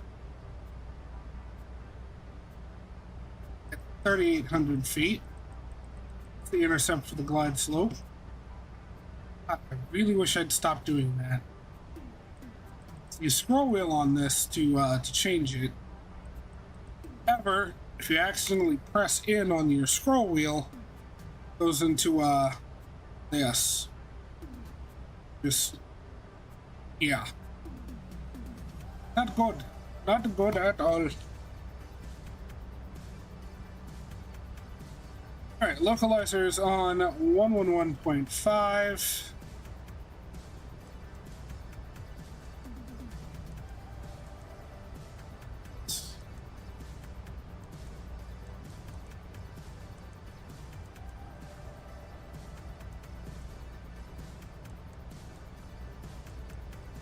Thank you. Final approach course is bearing 259.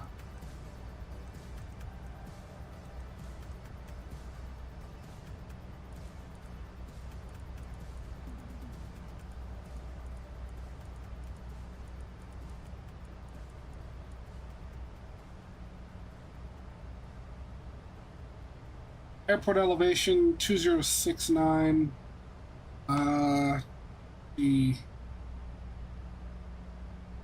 Yeah. Cool. Very cool. I forgot that panel auto sets itself. Alright, chat, well, we're ready. We're ready for descent. Good thing, too, because we were getting close to it. Ah, there we go. So this is what I'm talking about when it comes to the VSD. It shows you, okay, so like for this point, or is that before? All right, so for Fletcher, we need to be at or above 24,000 feet, and it shows us that.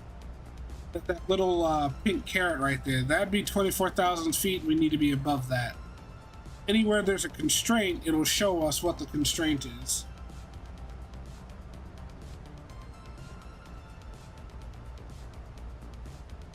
And also, if you look down here where the green and the gray is, it also shows you what the terrain is like. And I'm pretty sure that this green is ground level, or not ground. I'm actually not entirely sure. Maybe that's like safe minimum altitude. Because I know these bumpies here show you like what the terrain is doing out ahead of you along your track. But I'm not sure about the green. Alright, so we begin our descent.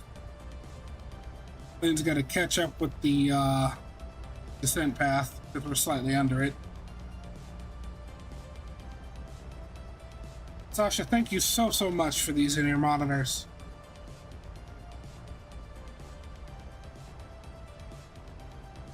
Damn it again. What now? We actually have someone online here. Holy shit, we've got Las Vegas Center. Or, I'm sorry, LAX Center. Los Angeles Center. 126.525. We'll just tune them.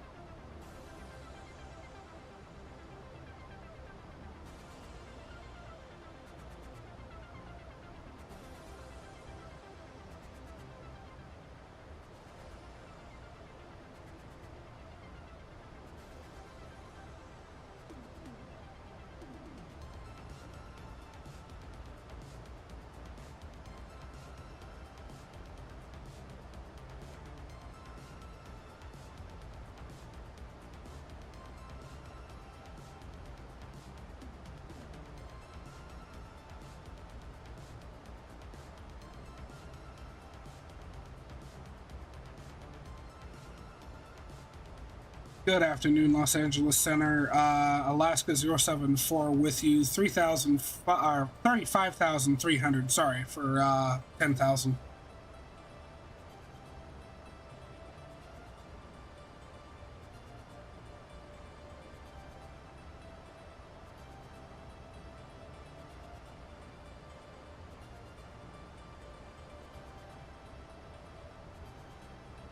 All right, descend via the Cocktail 2 arrival, and is 26 left no longer available in Las Vegas?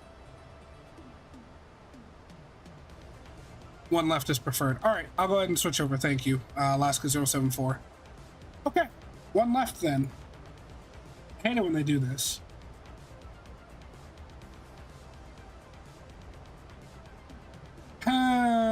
Okay.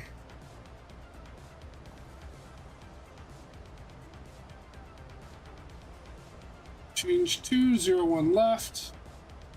That was good, but the oil from the oil is just sitting in my throat. Ew. That's gotta suck. LS01 left through Roman. Alright, we gotta change that then. Hey, drag required.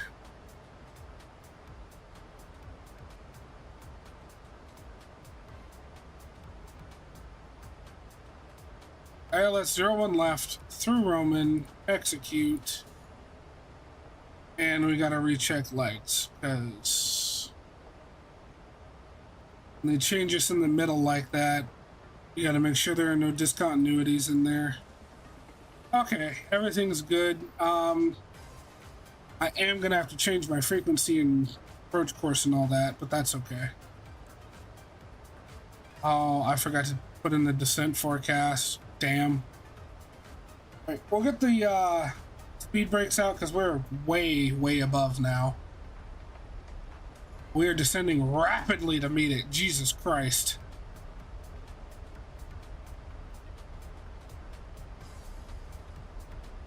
Sorry, chat. This is recoverable. A little more speed brake out because we are not slowing down. Man, look at those speed brakes.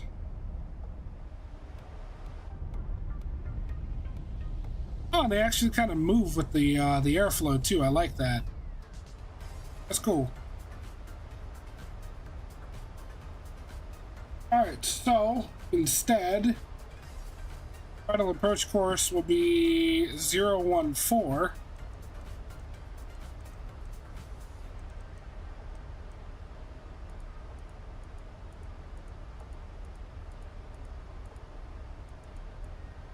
Oh yeah, of course I got this. It's just rather inconvenient. Do a gear failure landing. Poseidon, get out of here. I mean, like, don't leave, but damn, bro. Alright, localize around 110.1. And the glide slope intercept altitude is now going to be 5,300 feet. Oh no, hold on. I know, yeah it is, yeah it is. And then the minimum's 2460.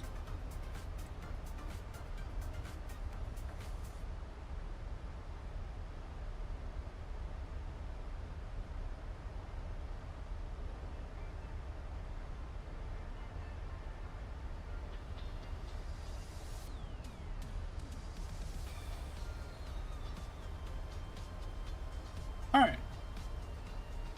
Now we've got everything in. We're back on descent profile and we're back on speed. Alright, cool. A lot easier to see it now. So, like, at or above 21,000, we are making that constraint. And then at cocktail here, we've got to be... What does it say?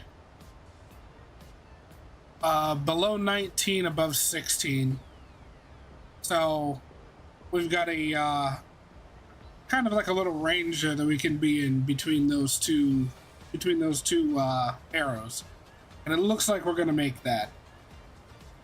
And then for the next point, we need to be above 14,000. So this line's going to take us through both of those at our current descent rate, and it won't need to change. I really love having the VSD. It's a really nice tool to have. You can like visually see what your descent should be, where you're at, where you're going to be. That way, like if there was like really low and very thick clouds, I'm not going to descend into a mountain. And I know that by looking at the VSD. Am I within constraints? Yes. Am I projected to still be within constraints at these points later on? Absolutely. Where's the terrain? Oh, the terrain's right there. Cool.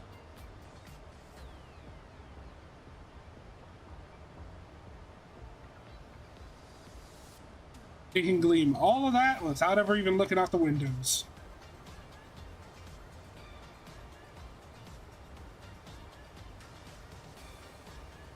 Alright, time to look at the weather down here. Winds are 340 at 15 gusting to 28. And why'd they change to one left? Oh yeah, okay, so that puts 12 knots off of my nose, 8 knots from my left. Okay, yeah, that makes more sense. That does make more sense than 26 left. But just fine. That's just going to amend our taxi route to the gate a good bit. Visibility 10 statute miles. As we can see, it is nice and clear out here. Few clouds at 7,000, few at 11. I don't know what it's talking about. I don't see shit. Temperature's 19 degrees Fahrenheit, or Celsius, so 66 Fahrenheit. Actually nice and cool in Vegas for once. Dew point is 19 degrees Fahrenheit and altimeter 2994.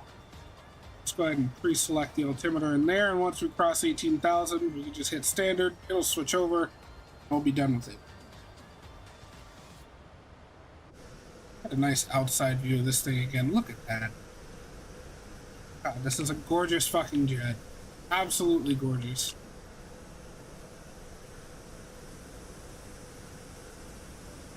Get a little, get some beauty shots in here.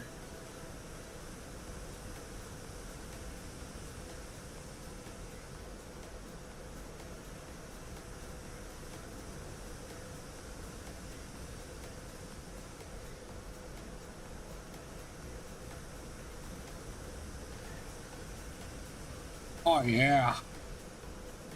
Work that camera.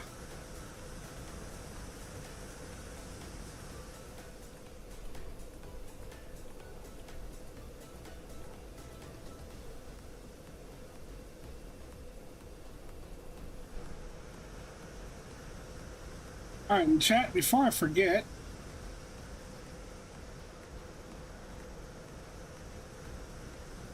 we get my replay recorder. Get that started.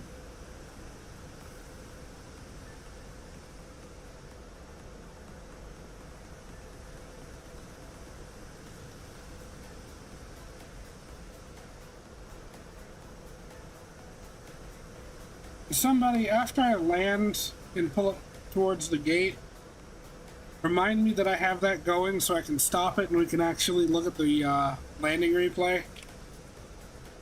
Because I guarantee you I'm going to forget. Alright, we're below 18,000. We'll come out of standard, set local QNH.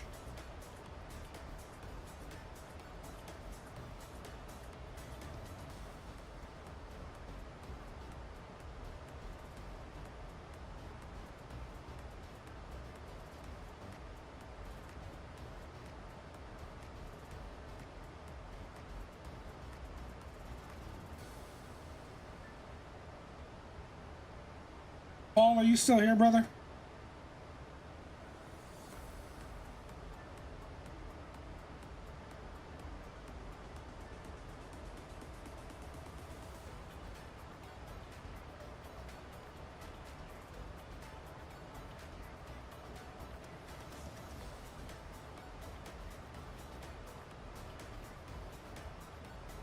And think about it. That which is...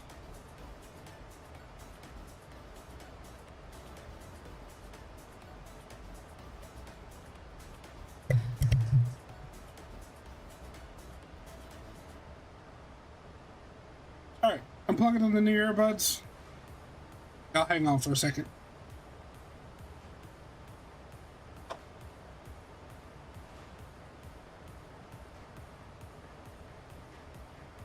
I was just checking on you, Paul. You hadn't said anything in a while.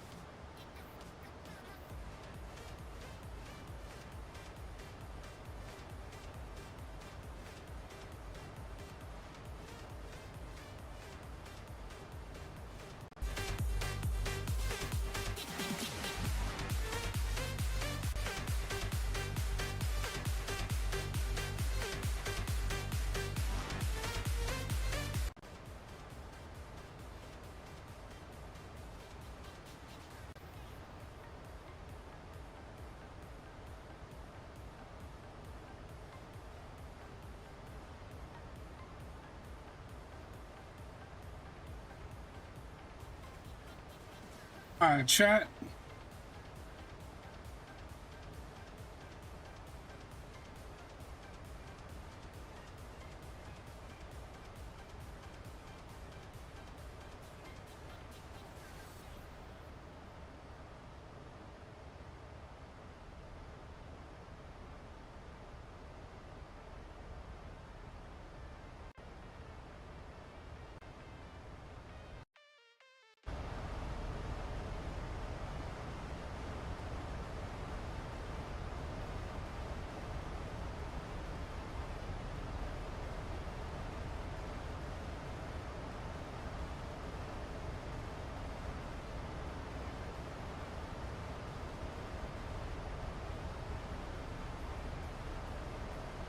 Alright, we are about to be below 10,000.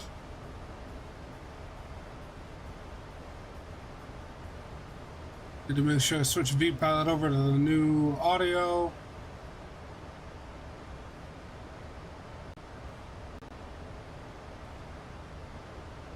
Oh dear God, that was loud.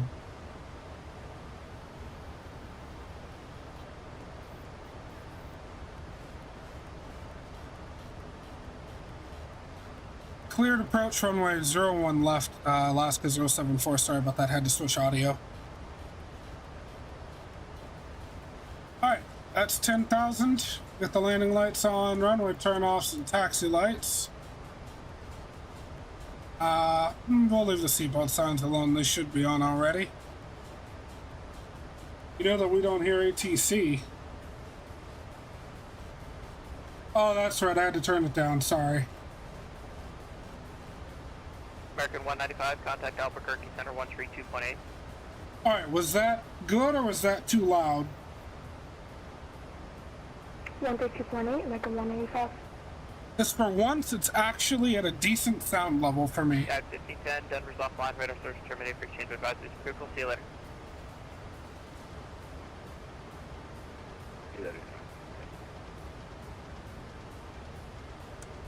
We need to go and slow way down. Oh God, Sasha, you were right. The bass in these is amazing.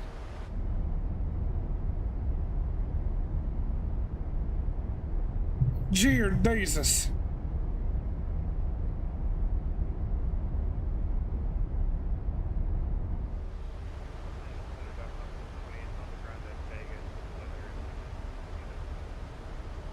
SOCOM 728 Los Angeles Center, expecting ADC, get a team here in about 12 seconds. Alright, so we're gonna take over the speed. It's at 200, go flaps 1.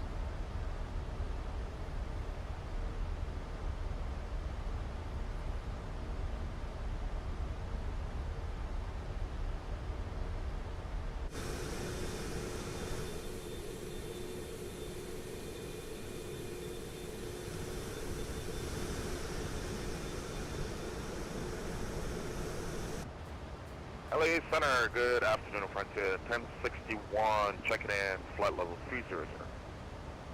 Frontier Flight 1061, Los Angeles Center, good afternoon.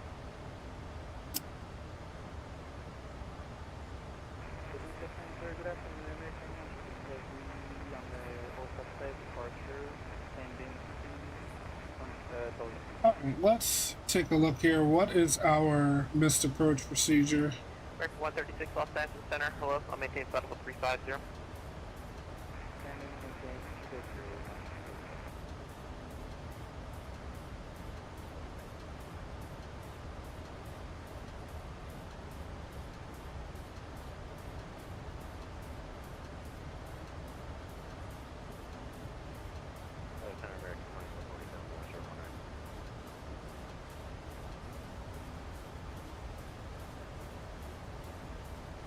American 2447, runway 1 right, clear for takeoff, traffic's on a 5 mile clock. Clear for takeoff 1 right, American 2447. Alaska 074, runway 1 left, clear to land, traffic departure prior to arrival.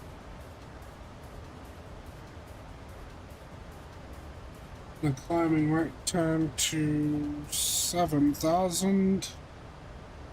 Alaska 074, runway 1 left, clear to land, traffic departure prior to arrival. Alaska 074, runway 1 left, clear to land. Alright, slow to 180, flaps 5.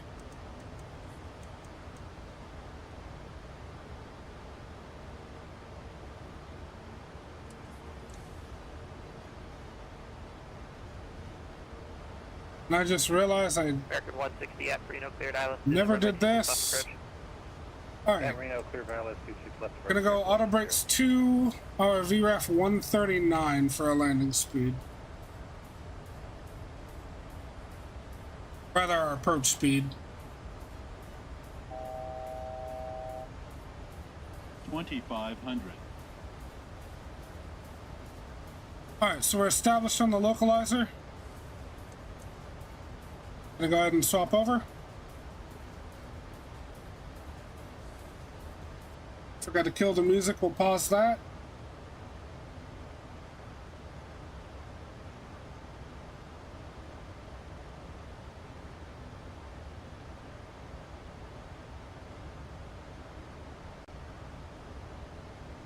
And I do believe that he said, I need to switch over to Unicom.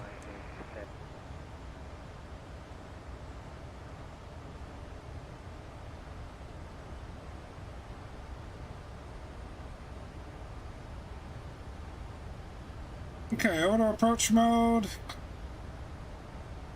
Gonna have to descend a good bit to get down to the right altitude here. There we go.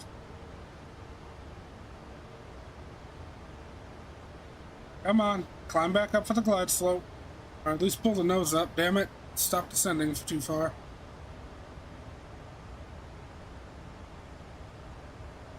Las Vegas traffic, Alaska 074 on 7 mile final for runway 01 left.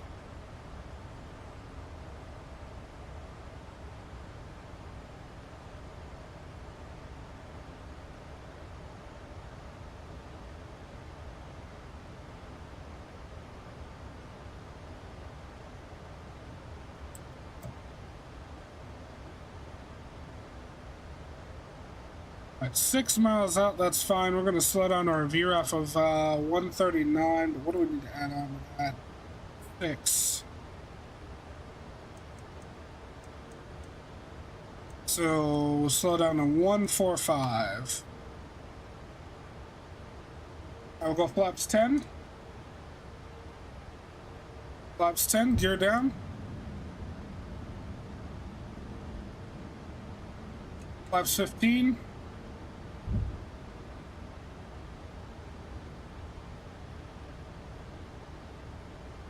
15 speed, flaps 25.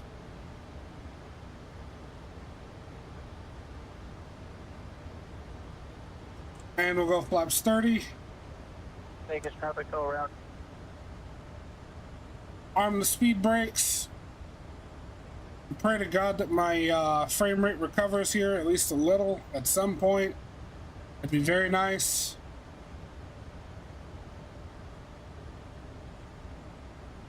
Approaching 0 1. Cabin attendants, prepare for landing. I almost want to let it auto land with how bad my frame rate just got. Holy shit, this is terrible. 400. Like it is low. Alright, my airplane, we're gonna hope and pray. Approaching 300. Trim the nose up a little bit. Minimums. Get a little rudder in. 200. Okay, maybe a lot of rudder in. Glide slope. 100. Glide slope. We're not 50. stabilized at all, but damn it, I ain't doing a go around. 30. 20. 10. Fuck it. We're down. Let's not scrape the wing. Come on, rudder. Come on, bring us back to the center.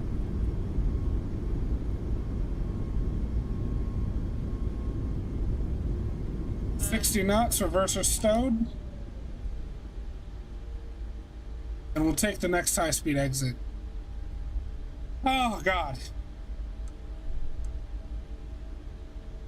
Chat, that landing was terrible. I'm not going to sugarcoat it. That landing was absolutely just horrid. You want to know what's even funnier? That's okay. We're on the ground. The aircraft's not broken and nobody died, so...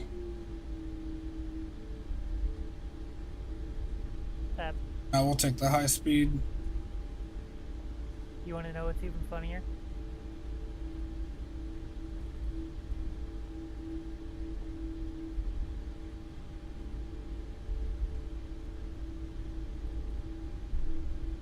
Well, chat, as terrible as it was, welcome to Vegas. Sorry for the landing. Did not go the way I had hoped.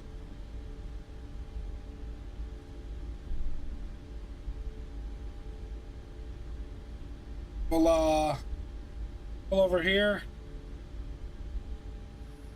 Las Vegas traffic, I almost said American. Alaska 074, clear of runway 01 left, crossing 01 right.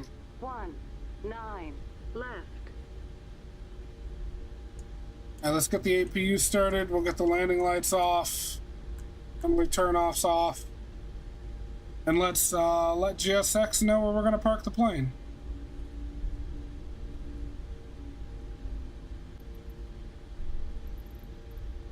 And I wanted to go Echo 10, but we'll take 11.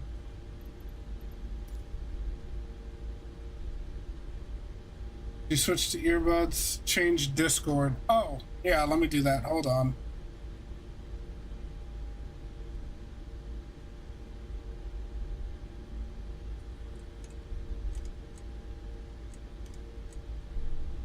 Come on, plane, slow down. God, this thing is way too much idle thrust. Can you hear me now? I mean, like, granted, it's realistic, but Jesus Christ.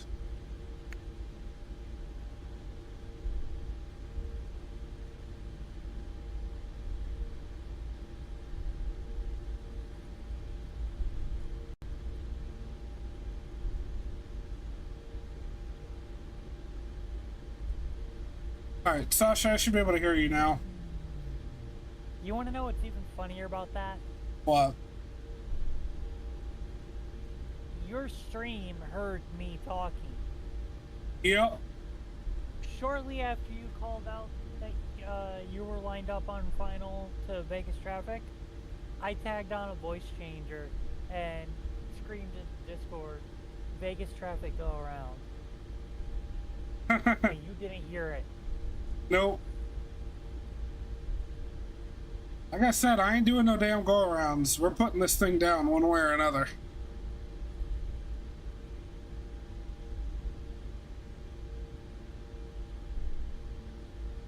I'll make a left here on Gulf.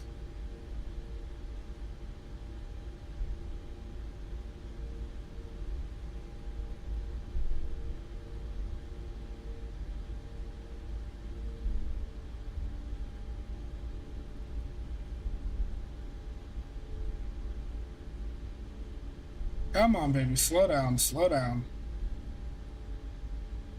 I know you want to taxi like your Southwest, but we're flying Alaska, okay? We're slightly more classy. Slightly.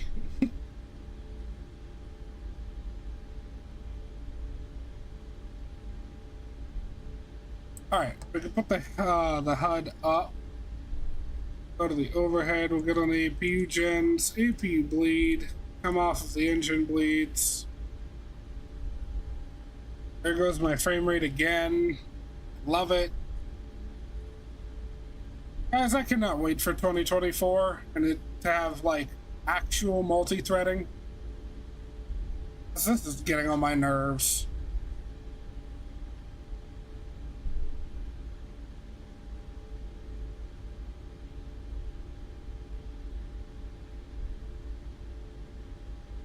Biggest traffic, Alaska 074 is on Gulf.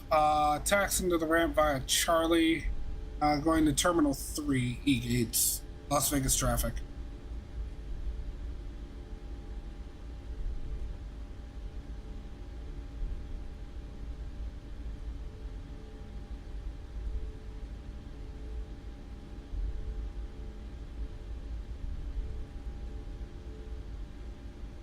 All right, here's Charlie.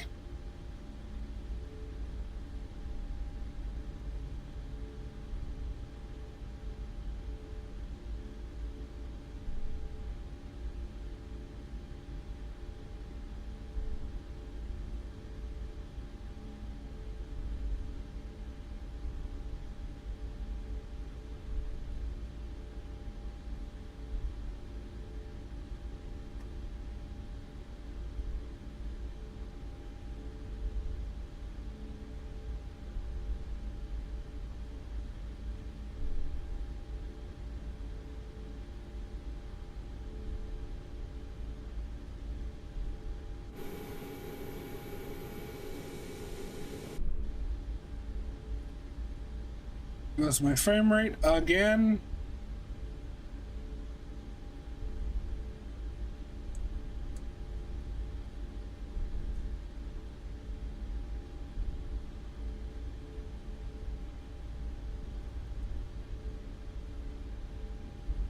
Chat, I really, really, really need a CPU upgrade.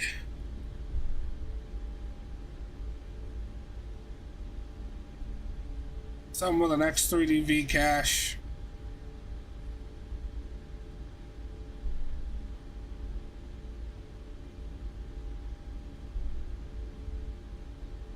It's just really freaking annoying that to do said upgrade from what I currently have, need a whole new motherboard, new RAM because AM5 socket isn't compatible with DDR4 RAM.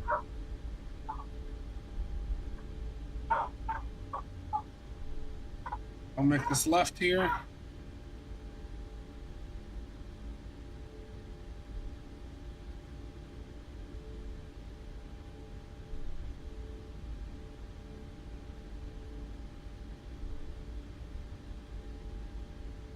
God, chat, my frame rate is so bad. Would you guys hate me if I skip the replay portion? Do we still want to do that? Oh, and now my frame rate's fine. I don't know what that was about. I'm so confused. Yeah, like if I was upgrading to something else that was AM4 socket, not a problem. I could just swap out the CPUs. But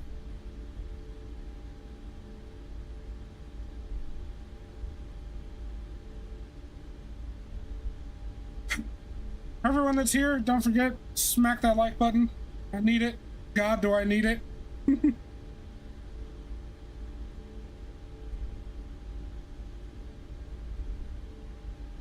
And we'll take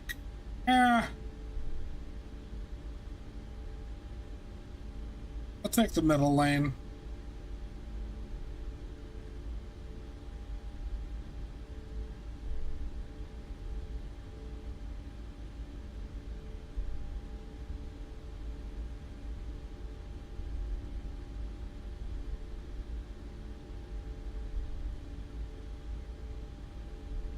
So what's bottlenecking right now? Is it my GPU or my CPU? Definitely not my GPU. It's actually running at a pretty high percentage for once. So it's the lack of true multi-threading that's the problem. Got it. Hell yeah! Join the Discord if you're not in it. Although I think everybody that is here is in it. But thanks, Switches.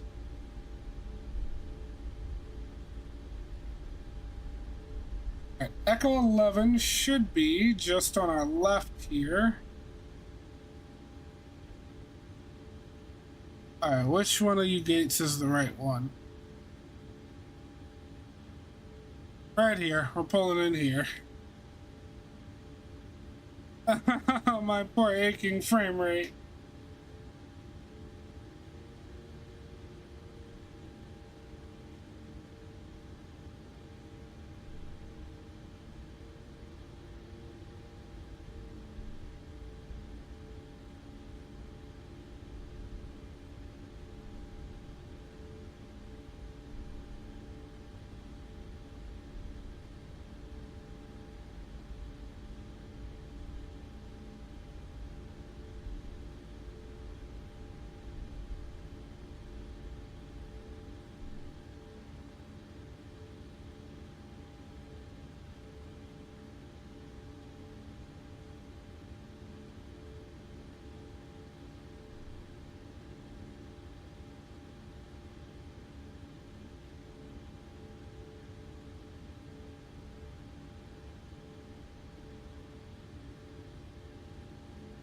Alright, we'll stop here, set the brakes.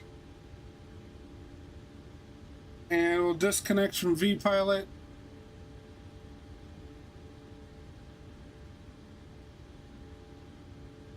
Holy shit. Alright, and stop the recording. Hit the truck. The flight file for our play situation. You know what's really funny, which is my auto messaging put a link to the Discord in right. Oh no, Sasha did that. Never mind. Okay, let's. What is going on here? What are my graphics settings at? I increase my fucking. Oh, that'll do it. Why was my screen resolution at 4K? I don't think my game has realized that we're playing on a different monitor. We're not on that 4K one anymore, Flight Sim.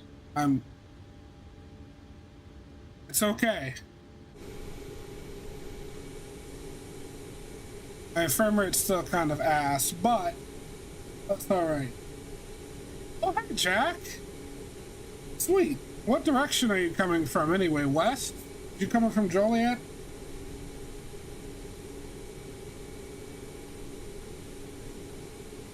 Can anyone do what, or just mods?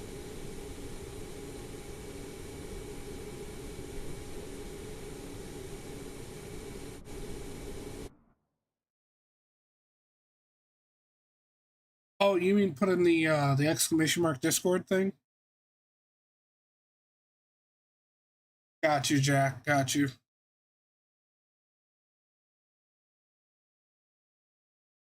Be glad to see you again soon. Click here to unpause the sim.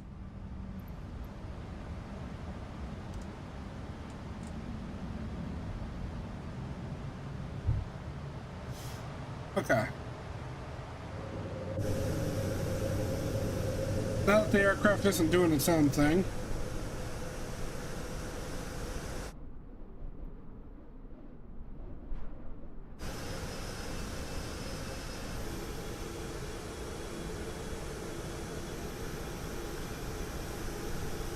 Here we go.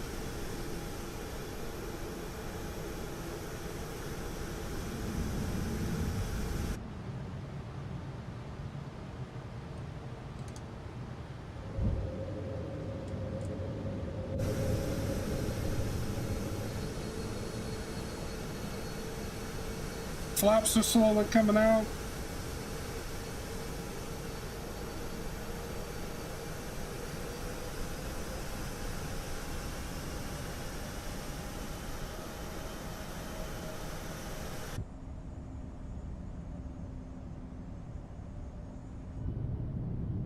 This landing is going to be absolutely horrid, but here we go.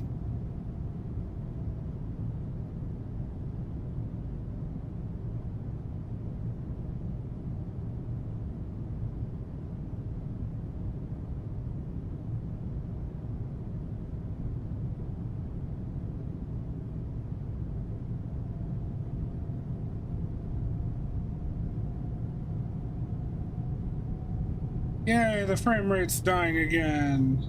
Oh god. Whoa there, buddy. Okay, let's pause that. And we'll try that again.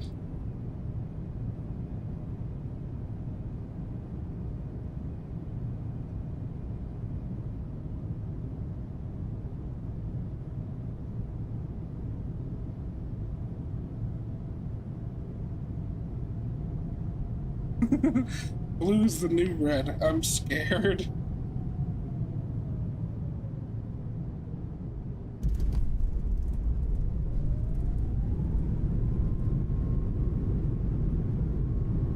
Man, that was a rough one. All right, we'll pause it here. We'll go to the exterior view.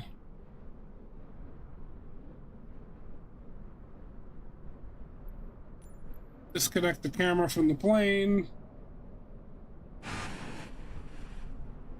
Back that up a little bit.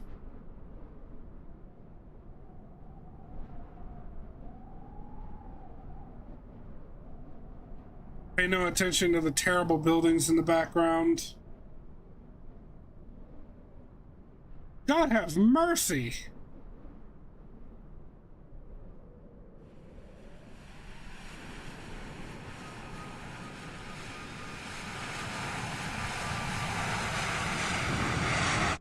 Why was that so fast?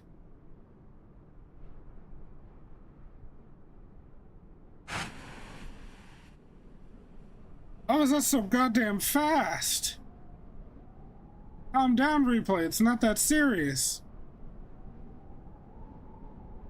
I think it's trying to make up for the busted frame rate that we had when we were landing.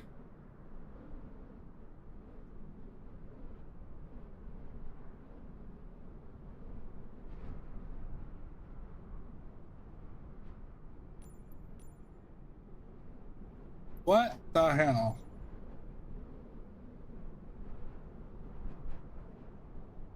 Can you not center yourself in the planet, please? What is happening?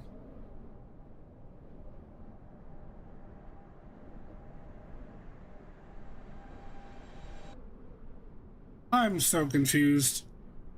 God, I think our replay's broken. Holy crap!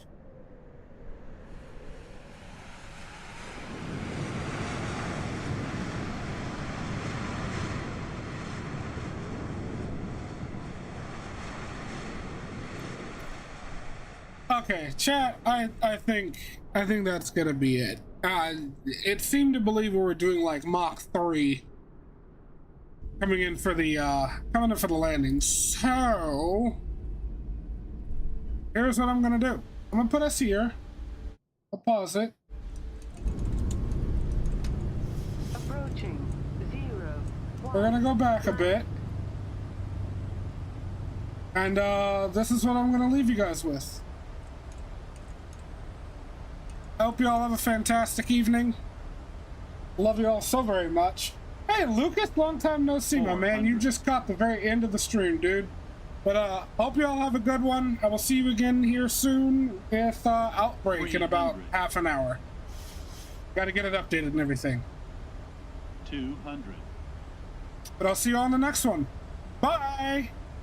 100. 50, 40, 30,